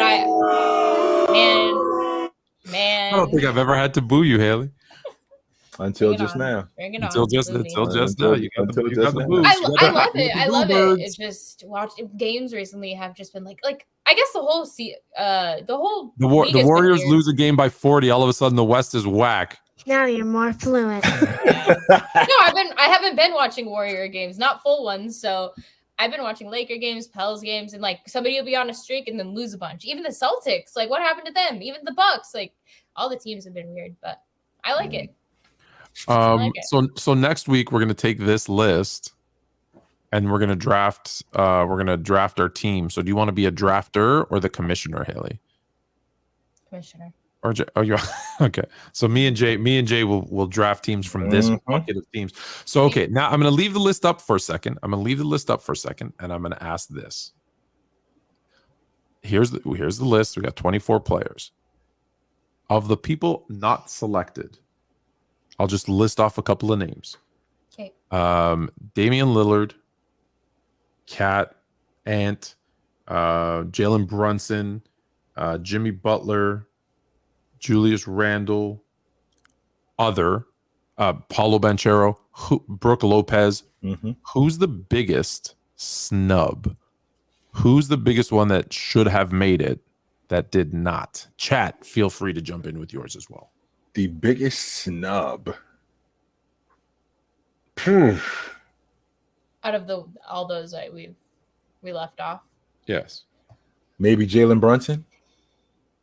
Because Jalen Brunson has been playing really good. He has been. Jalen Brunson has been playing really good. Jalen or Brooke, like, I mean, maybe Brooke's stats aren't the craziest, but like the energy that he's been bringing and just like turning of tides that he's done in games, I think he's been left out too. The thing about Brooke though is because Siakam is definitely an all-star. Siakam's going to be an all-NBA performer. Yeah. MB, we talking about the dude. We talking about an MVP candidate. So he's in. So now Brooke and Bam. Yeah, I guess when it comes to centers, you can't really. There's yeah. Is there a world? Is there a world? I think it's Brunson too. Is there a world where Brunson gets in over Kyrie, Halliburton, or DeRozan? Those are the only three that. Because I think here's the thing with Kyrie. If Kyrie doesn't get voted in, I'm not sure the coaches put him in. That's my only thing with Kyrie. I'm not saying he's not deserving. What I'm saying is if he doesn't get voted in, I'm hesitant that I don't think he goes ahead. I don't think he goes ahead of Halliburton. I don't think he goes ahead of Kyrie because I think Kyrie gets voted in.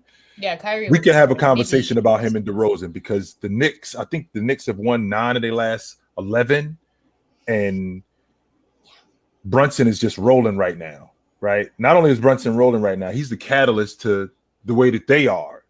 DeRozan, on the other hand, as good as DeRozan is, and I don't think records matter. I'm going to take records off the table because, again, I mean, DeJounte Murray made the All-Star team last year, and the San Antonio Spurs, they was in the play-in tournament. So I don't think that matters. However, with that being said, DeMar DeRozan has seen an All-Star multiple times. is he playing better than Brunson is playing right now? I don't think so. DeRozan, for the record, last year was ridiculously labeled as a power forward of all things. Right. He is back to his natural shooting guard position. So, Chief, he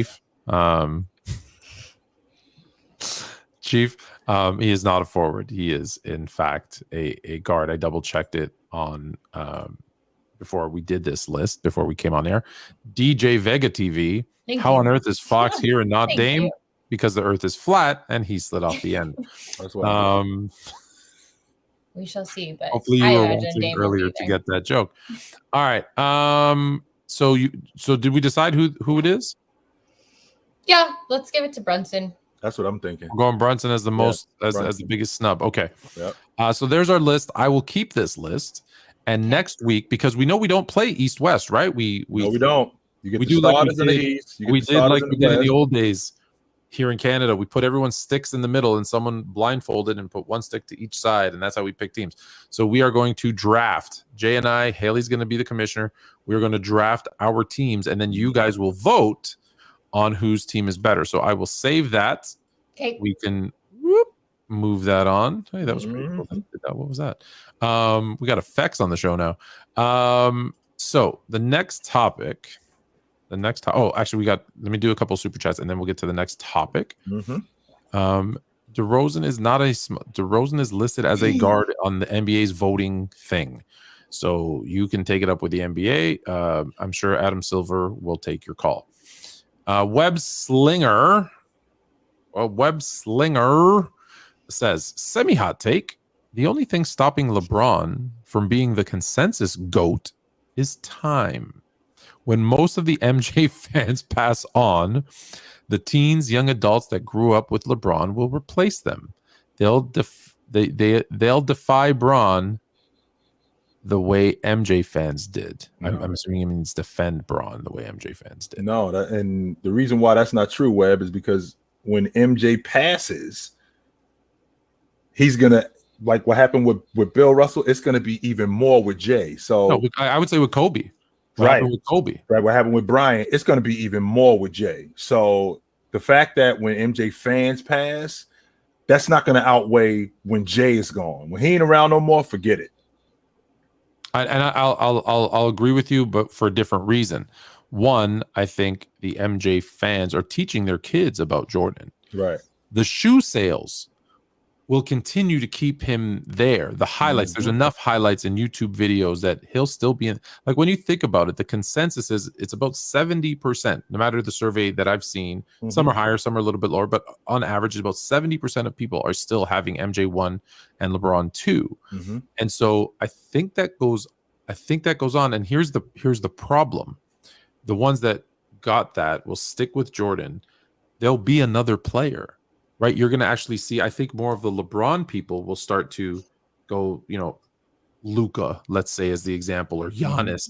More of those people will split off. So if right now it's 70-30 is the average, it might become 50% for Jordan, but then it might be 30 for LeBron and 20 for the next person, right? Whoever. Right. And so I think he still has the lead. I think it becomes closer to that point. Right. And what'll happen? I think in 50 years from now, Jordan will be Wilt. There's no way a little 6'6" guard was dropping 30 a night on these 7-footers because we got a bunch of 7-footers like Victor Wembanyama running around here. There's no in this generation. It's crazy you say that too, Tone. Would have done nothing. I think it's the exact logic you said. I think that's going to be the logic about James. Because of the astronomical numbers and all the stuff that he did, that's the kind of legacy that James is going to have. They're going to be talking about him like they talk about Wilt, except he won more. They'll come up with something. MKG. So Porzingis, Randall, no. Randall, really? Well, no. Actually, I did bring up Randall. You did bring up Sabonis. Sabonis is on the team. I think Sabonis. Yeah, Sabonis made the team. Yeah. Sabonis made the squad. Yeah, Julius Randle. No, we said that was one of the snubs. Yeah. Randall was one of the snubs. He made snub list. No, we did not bring up Porzingis. Should Porzingis get? You know that, and I know records don't really matter, but I think that Washington lost 11 straight Yeah, but Something like haven't that? they No, been but you winning a just said bunch it doesn't recently? matter. Yeah. I know that don't matter, but I mean, if we put in Porzingis in, I mean, we got to put. If we're talking about centers, then I think he deserves a mention. Like he's been playing well. All right, so we'll mention Porzingis. Porzingis, shout out to Porzingis. Porzingis may be in the All-Star conversation this season. Yeah, sure. All right. I'm sorry to the people in the chat. They're like, the super chat covers Hailey. There's nothing I can do about it. Oh wait, can I? How about this? There you go. No. Let's make it happier, guys. Put H. You can put H in the middle. That's the way that works. Oh well, no, we're gonna move on from the super chats and we're gonna go on to the next topic. Hailey, I'm gonna let you pick. Okay. One, we have three topics, so we can't spend too much time on them. Okay. So let me start with we have Steph Curry, where he ranks all time as an offensive player. No. We have Isaiah Thomas not letting it go. No. And I have three players that are heavily being talked about in trade rumors that we will discuss. Yeah, let's do trade rumors. Well, what do you guys want to do? Yeah, I want to hear your guys' trade thoughts because we're gonna do all three. We're gonna do all three. We're gonna do them okay. quickly. Okay. Yeah, you let's do trades. Let's start with trades. Well, we've talked about a couple of these guys. So I've heard today that Trae Young may be requesting a trade. DeMar DeRozan may be requesting a trade. And this ties into another topic, so we'll put the two together. Yeah. And Zach LaVine, because of the big dust up in Chicago, and everyone I believe is blaming Zach LaVine. Do we have more details on like the actual root of that, or no? Not really. No. No. Okay.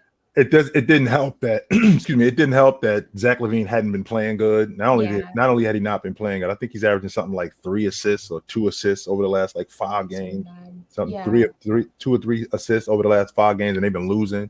So that didn't help. No, that didn't help at all. So I know Tone is a Toronto homer, so he wants to see Trae Young in Toronto.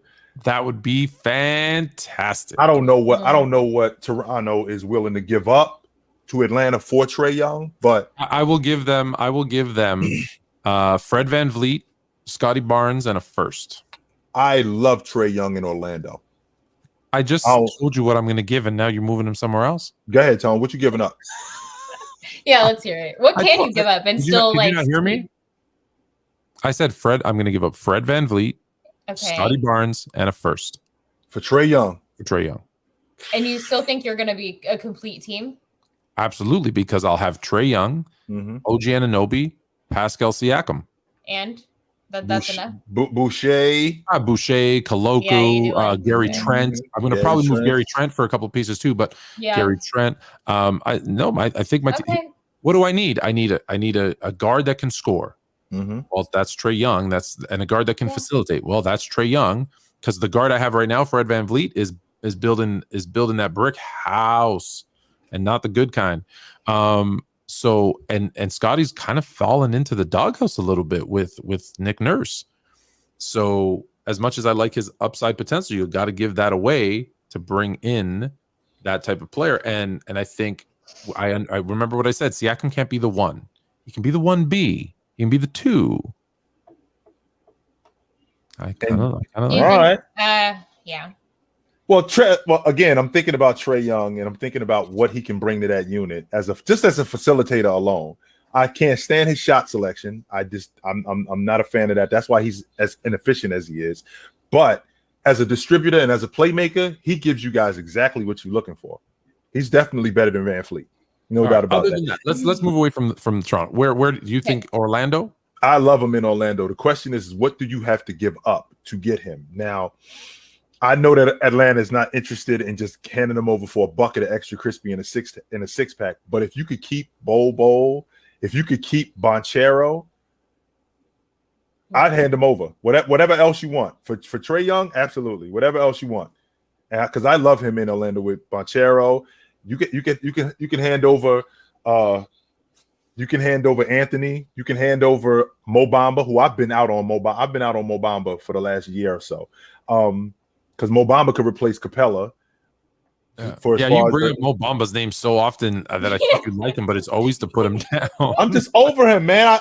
You've been done. The guy the player that he should be and the player that he is are like this. Yeah. They're not like this. They're like this. And I'm good on him. So, all right, so you got Trey in Orlando. I love him in Orlando. Where you got Trey?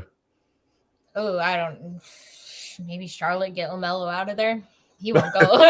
you want LaMelo out of Charlotte. I do. Okay. Hey, I like Trey. I think that, I like the spunk he brings. I just don't think he's a number one option. Like, who really wants to give up a bunch of stuff, a bunch of picks, a bunch of players for Trey Young? Like, really? I wouldn't really want Trey Young. I mean, if I had a pretty full team already and I just needed that score to come in, but yeah, I don't know. So we'll see. We'll see where he goes. All right, the next one is, let's do DeRozan. Did he get traded excuse me, did he get traded from Chicago? Not before Zach. Okay, so let's start with Zach. Where does Zach go? I'm hearing Laker rumors. Maybe. And maybe a little Zach for Russ. What do you think? I think Zach for Russ works because I don't think Lonzo was going to play this season. No. And you can move Russ back into that lead guard spot, which I think that helps bolster their transition game because Cody White hasn't turned out to what I thought he was going to. I thought Cody White would be a lot better than what he's turned out to be. So if you could get Russ and move, not just move Kobe, you can move Kobe White too. He can go. You can definitely move Kobe White too. He could go. Yeah, because at this point, I mean, when we look at Russ's like value, he's up that a lot. I think over the season, he's played absolutely well. Yes. We have to give absolutely him that credit. Yes. And Zach hasn't played the best, so I mean, that maybe that in a pick would, or somebody like him or Brian, or I don't know who they're trying to get off of on the Lakers. Probably all of them, but I'm saying in a contract year too. Russ for Levine. Let me do a couple of corrections for some people in the chat here, just quickly, because we got to make people more. Now you're more fluent. One, the offer that the Nets were trying to get for KD was not what I just offered. It wasn't Fred VanVleet, Scotty Barnes, and one first. It was OG, I believe, Scotty Barnes. There was talk about Siakam and Gary Trent and like 3 or 4 first rounds. This is a very different, very, very different trade offer for KD. It was basically the whole starting lineup and 4 first round picks. So it was very different. 2, just the correction, because there is someone in the chat saying Michael Jordan went 1-9 in his first round matchups.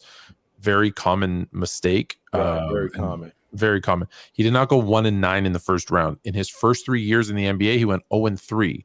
His record in those 3 playoff series was 1-9 because there were 5-game series.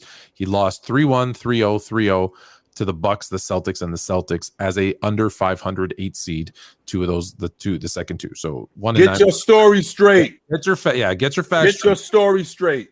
All right. So those are the anybody else? Okay, if you could pick one player in the NBA that should be you already know yours is Melo, but who should get traded where? The one guy I think he's good now is I was so wanting Valanciunas out of New Orleans. I wanted Valanciunas out of New Orleans, but they've gotten so much better. So I'm cool with him being down there. I'm good with that now. I think mine has to be Ayton, because we saw what happened with Monty. I just think for the Suns' sakes, not my favorite team, that.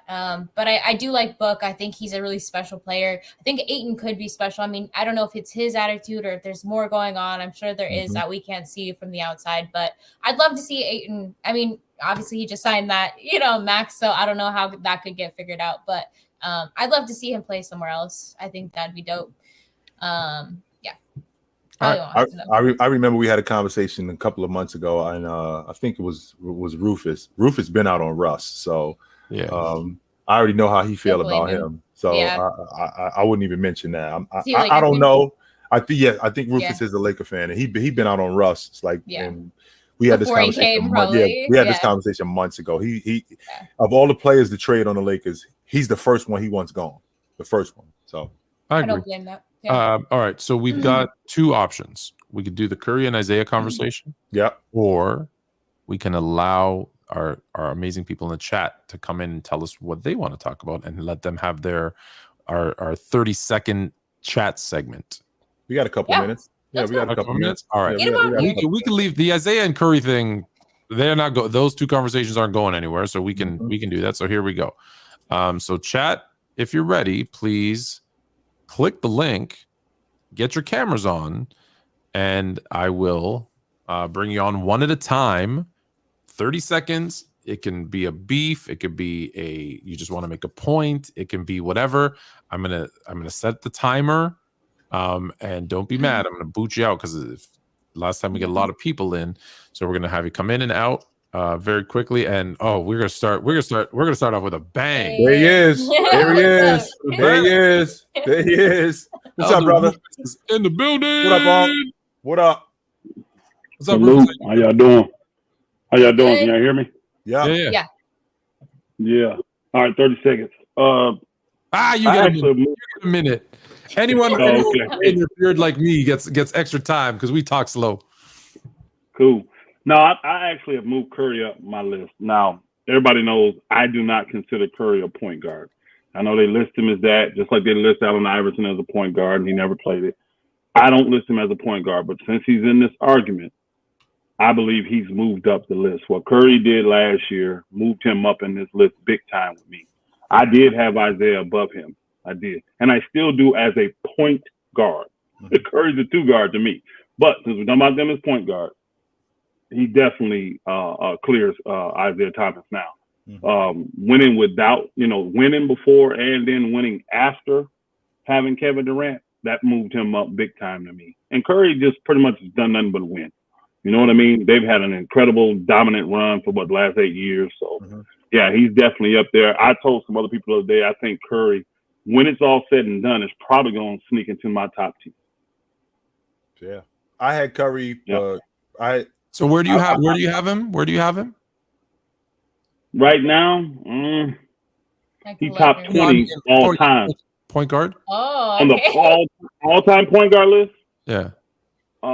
He's top 5 because he's cleared Isaiah, and I had Isaiah top 5. Okay. So he's top 5 now. Yeah. Yeah. I still have Magic. I don't have him on the point guard list.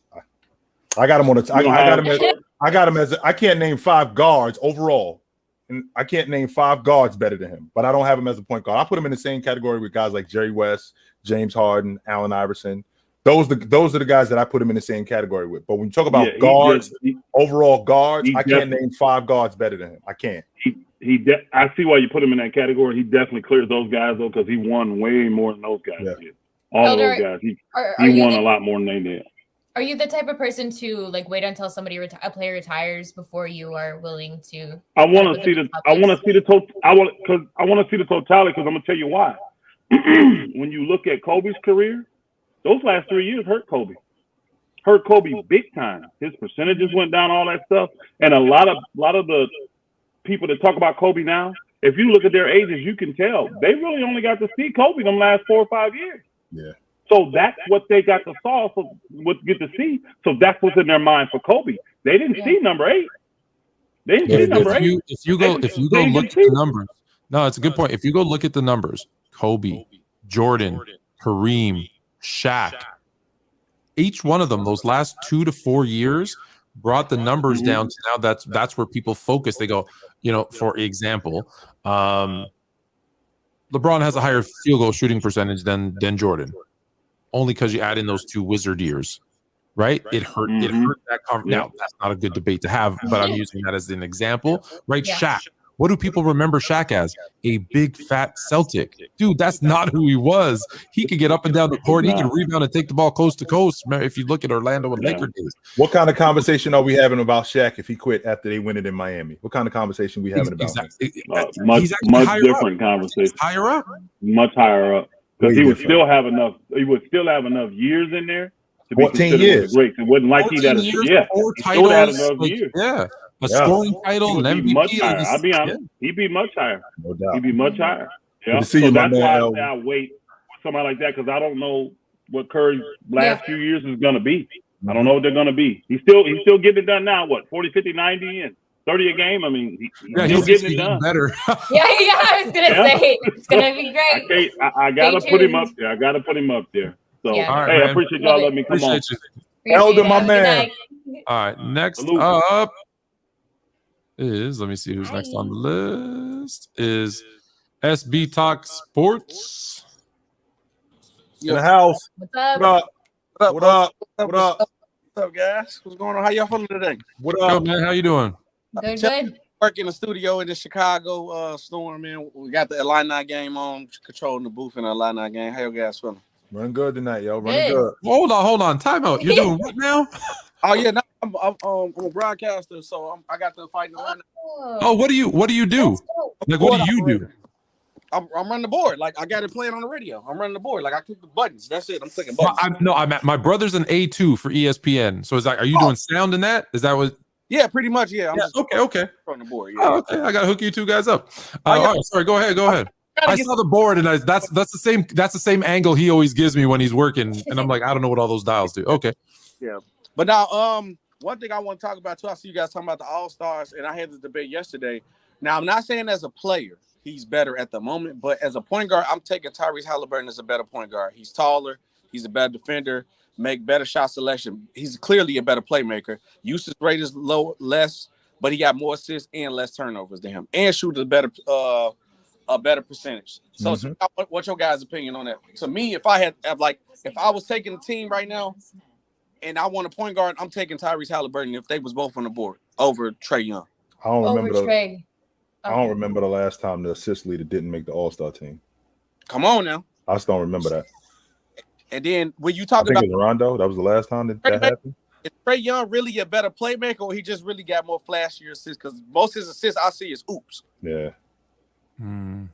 What I don't hate that. I don't. I want to argue because I really do like Trae, but is you make a good point. So is Rondo the only assist leader not to make the All-Star game? That's the last dude I'm remembering. He was in Sacramento. He didn't make the All-Star team. That's the last dude that I remember that led the league in assists. Sacramento was garbage. That's why I don't think your boy Fox gonna make, because he's in Sacramento. And it's hard. It's too many guards in the West where I can That's Sacramento what I'm thinking too. Game. But I think he does. I do, simply because they winning. And I know records don't really matter, but the fact that they winning, Sacramento hasn't won in a long time. And They're on the map again. They're on the map versus what they've been for. Stop saying that. Stop saying that. Winning matters. And speaking of winning mattering, but we're talking about point guards. Sorry, go ahead. No, I said winning does matter, but how many times we seen the NBA try to fix what they made, fix a mistake they made a year next year when they didn't put a player that's why I think Embiid at the beginning of the season, that's why I picked him as MVP, because I think they were going to fix something. So so speaking of, we're talking about point guards, we're talking about assist leaders. Mateus Owolabi. Did I say it right? Anybody? Close? Okay. Close. Why is John Stockton not the number one point guard all time? Because he didn't win enough. We could start and stop the conversation with that right there, because he didn't win enough. All-time leader in assists, all-time leader in steals. It was on all defensive teams. What more, like, as an individual? And the separator is when you're talking about all-time greats. But his teams were good enough to win. It's not like his teams weren't good enough to win. He was in the Western Conference Championship 5 times in 7 years. He was in the NBA Finals in back-to-back seasons. His teams were good enough to win, but they didn't. And I think that's where the separator is. And you guys know me. I'm the biggest John Stockton advocate there is. I love John Stockton. So if John Stockton decides in 1994, 95, he's just like, you know what, Carl, I'm done with you and your hunting and your fishing and your teenage dates. I'm going to Chicago and I'm gonna go play with the Bulls. And he's on that team that wins the back-to-backs. All of a sudden, he's a better point guard. And he's still 16 and 13. Yeah. We having a different conversation, though. Hell yeah, we are. So he's a better point guard because his team won chip. Why do you think we talking about KD the way we talking about KD? KD wasn't coattailing in Golden State. KD still was 30 a game when he went over there. Lord, to be honest, OG a big LeBron guy, but we can be honest. Losing came lower on the total pole when LeBron James started having to lose a record. That's 100% honest. Because when people start saying, well, LeBron didn't win in the GOAT debate seriously, then people start saying that's a team accomplishment thing. So now all of a sudden, we've been talking about all these players in the 90s, Charles Barkley, Reggie Miller, the Vince Carters, and all these guys was losers. They don't deserve to be in the conversation. Then that became like an anchor to lower LeBron over like Kareem and Jordan. Then winning don't matter as much, to be honest. No, that logic doesn't work. I like your honesty. I don't like that logic. And the reason why I don't like that logic is because the reason why that logic doesn't work is because James actually won. Stockton didn't win at all. That's the difference. Like if Stockton won, then we could have this conversation. But Stockton didn't win at all. I mean, he won the Western Conference Championship twice, but I'm talking about the NBA championship. James actually did do that more than once, more than twice, more than 3 times. So we can have that conversation about him. So you're okay having a losing record in the finals as long as you've won some. At least you have to. The only way we can have this conversation. OG. They said going to the finals is an accomplishment. He did that multiple times. Going to the finals is an accomplishment. It is. However, why isn't Elgin Baylor higher? Because he didn't win. That's the difference. You said it's an accomplishment. It is an accomplishment. But you know what else is an accomplishment? Winning it is an accomplishment. Like if none of these dudes won, then that's something completely different. As opposed to when this dude actually did win. Same thing with Stockton. Getting to the NBA Finals, that pushes him up the list of great point guards. But the fact that he didn't win, when we talk about the best to ever do it, we can't put him in that conversation because he didn't win. So wait, does Chris Paul taking the Suns to the finals hold more weight than Stockton taking the Jazz to the finals? Yeah, no, it doesn't. No, because Stockton did it twice. Back to back. Yeah. Age without like all-time player next to him, though. Okay, and let's get to the bottom of this whole all-time player next to him real quick. Just so you know, it's not like John Stockton got Karl Malone in year 6 or year 7. He got Karl Malone the next year he got drafted. So Stockton showed up in 84, Malone showed up in 85. These dudes grew up together. So it's not like he got him in year 6 and Malone was already an all-league performer, all-league defender. No, these dudes grew up together. So as much as Stockton needed Malone, Malone needed Stockton. And these dudes grew up together and they built that thing together. But Malone won an MVP. Not just one. Not just one. He won 2 of them. That matters. It does matter. Absolutely. Only except they didn't win it. So when you talk, that's why Malone is not higher on my list. I think Malone's a top 20 player all time. Had Malone beat Jordan one of those 2 years, had he beaten him one of those 2 years, I think Malone's a top 10 player, and I don't think it's a question. But how could he beat? They're the best team, just like how could the Cavs beat the Warriors? We got to give LeBron the he had no chance. It was the Warriors. You don't give Malone the same pass because it was the all-time great Bulls. Okay, first and foremost, if I'm not mistaken, they actually did beat the Warriors. So that's not a conversation. Not that Warriors, not the KD Warriors. No, they still beat the Warriors, though. That doesn't matter. Not that Warriors team. Hey, Fluent, I don't think you heard this, but I talked to OG about this. I say in the future, because a lot of these debates that people use gonna come bite them back in the butt. I said only thing that's gonna get highlighted about LeBron winning that finals against the Warriors that he came back for 3-1. But when you really dissect it like people do these days, they not gonna like it because LeBron had that same team down by himself with Dellavedova starting. 2-1 that he lost that, right? Then the next year he goes down 3-1 with the same team. No, he didn't have the same team. He didn't have Irving. He didn't have Kevin Love. No, he didn't. Is that, OG? No, he didn't. He didn't have Irving. He didn't have Kevin Love. That's not true. It was down 3-1. That's not true. Or he was up in the series. Right, and he was up in the series. He was down in. He was down in the series. Let me make sure that I'm understanding this correctly. He was up in the series by himself against that Warrior team. He didn't have the same team that he had. Kyrie Irving and Kevin Love were out, right? So with that being said, that Warriors team was better. When Kyrie Irving and Kevin Love came back, they was down. They were down 3-1, and they came back and they won, which means that we were better than you guys. That was not a fluke. It was not a fluke. SB, we got to get you back on for more time because we have 1 minute left. We got one more guy. I appreciate you guys. I appreciate you, brother. Appreciate you. Have a good night. Don't forget to switch that board off, man. Pay attention. All right, last one we got. It was good, Reed? guys. Yeah, you said it right. Yeah, it was good, guys. Name wrong. What's up? Yeah. So before you got the last one. You got 1 minute and 12 seconds. Yeah. Before our light bills go out. Before I actually get to my point, I want to ask y'all a question. So, which player do you think the Pistons should have chosen in the 2003 draft?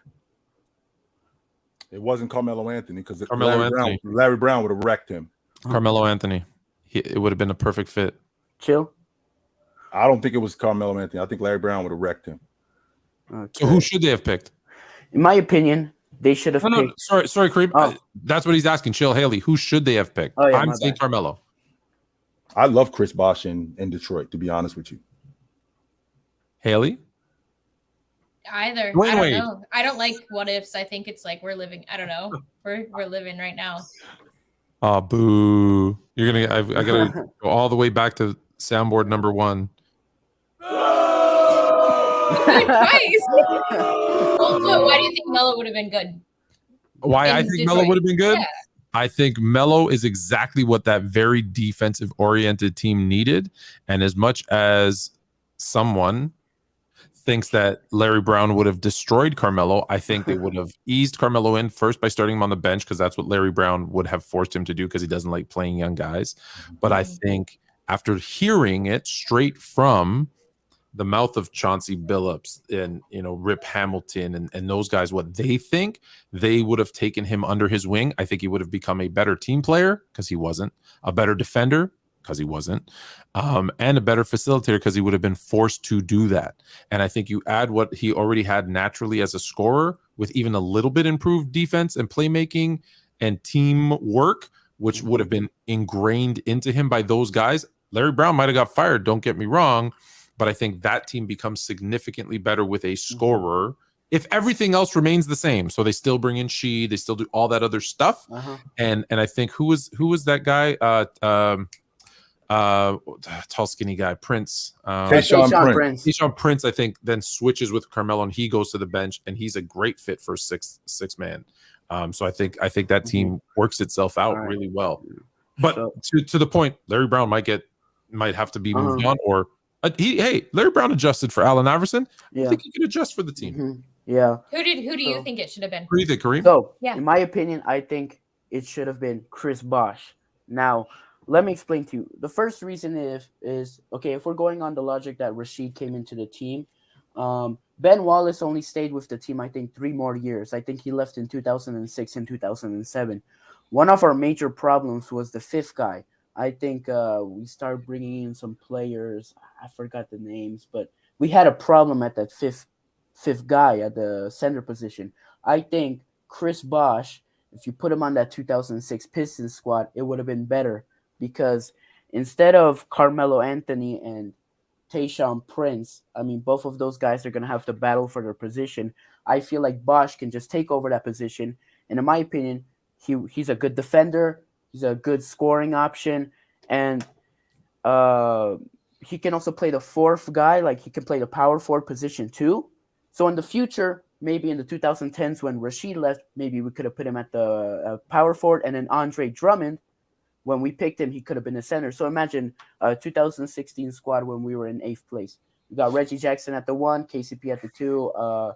What's his name? Who plays for the 76ers? Hold on. Well, I have a problem though with that, Kareem. Is that this? If they do in fact draft Bosh isn't the bust that Darko is. They don't bring in Rasheed. They don't win. And with a front court of Ben Wallace and Bosh, listen, I think Rasheed's better than Bosh in that system. No, of course, because I don't think that. That's why I don't think that works. I think the only thing that makes them better is a guard or a scorer. I'd actually go D Wade over Bosh, even though I still think it's Carmelo. And some people in the chat said this. Maybe Darko was the perfect pick because he was a bust, and they bring in Sheed, and then that's why they win that championship. Is that it's that combination of players? So, but as you said, I think if they bring in Carmelo Anthony, maybe they wouldn't have traded for Rasheed because he was a good scoring option. Maybe. So that's the same logic you can use with Chris Bosh. Why are we leaving out the fact that Carmelo Anthony was on that Olympic team in 2004 and he played the least amount of minutes under head coach Larry Brown? Larry Brown would have wrecked him. I don't think he would have absolutely wrecked him. Y'all not selling me this. He would have wrecked him. The There was best thing that enough ever happened to veteran Carmelo leadership on that Anthony. team. The best thing that ever happened to Carmelo Anthony was him getting drafted by Denver. Larry Brown would have The wrecked worst him. thing that ever happened to Carmelo was getting drafted by Denver. The worst thing that happened to him, because it allowed him to just be him and never get better. And that's why him and LeBron were neck and neck as rookies, and then nowhere near each other. You just He feel was like the they same develop dude. him? No You one telling me pushed that Carmelo. No one pushed Carmelo to be better, and I don't think George Karl did him any favors. He's the same dude. He was not the same dude that he walked in the door when he left and went to New York. He was not the same guy, Tone. That is not fair. No way. I disagree. I think he got to do whatever he wanted, and that was a detriment to his career and to his ability. I think he should have been a better player. Wait, But this is in my opinion, my bad. But in my opinion, I just feel like Chris Bosh at that time, he would have been an excellent bench player, because at the 5, our backup was Eldon Campbell, who was like 36 at that time and was really old. I felt like what I would have done is, I think Ben Wallace, I don't know how many minutes he played, but I would have Chris Bosh play the backup, power forward, and also a little bit of the minutes at the center so he could get more minutes, develop more. And when Ben Wallace leaves, you could put Chris Bosh at the 5, and I feel like they would be a better team overall than having Melo and Tayshaun Prince battle for their position and switch one out and put one as a star, put one as the bench, and flip out. And also, as Chill said, when Carmelo Anthony was in that Olympic team, he barely played any minutes with Larry Brown. Let me ask you this. So Jay thinks that Larry Brown would have killed Carmelo Anthony. What do you think he would have done to Chris Bosh with his happy, smiling, soft mentality? He would have destroyed him. He would have crumbled and never got off the bench because he'd be too busy in the corner crying. If that's what you think he would have done to Carmelo, Chris Bosh is nowhere near mentally strong enough to handle Larry Brown if you don't think Carmelo could handle it. But I feel like his play style. I feel like his play style would be better though. I gave you 6 extra minutes because I like you, bro. I appreciate it, man. Definitely come back on sometime. Have happy holidays. Have a great night. Merry Appreciate Christmas you, to man. everyone.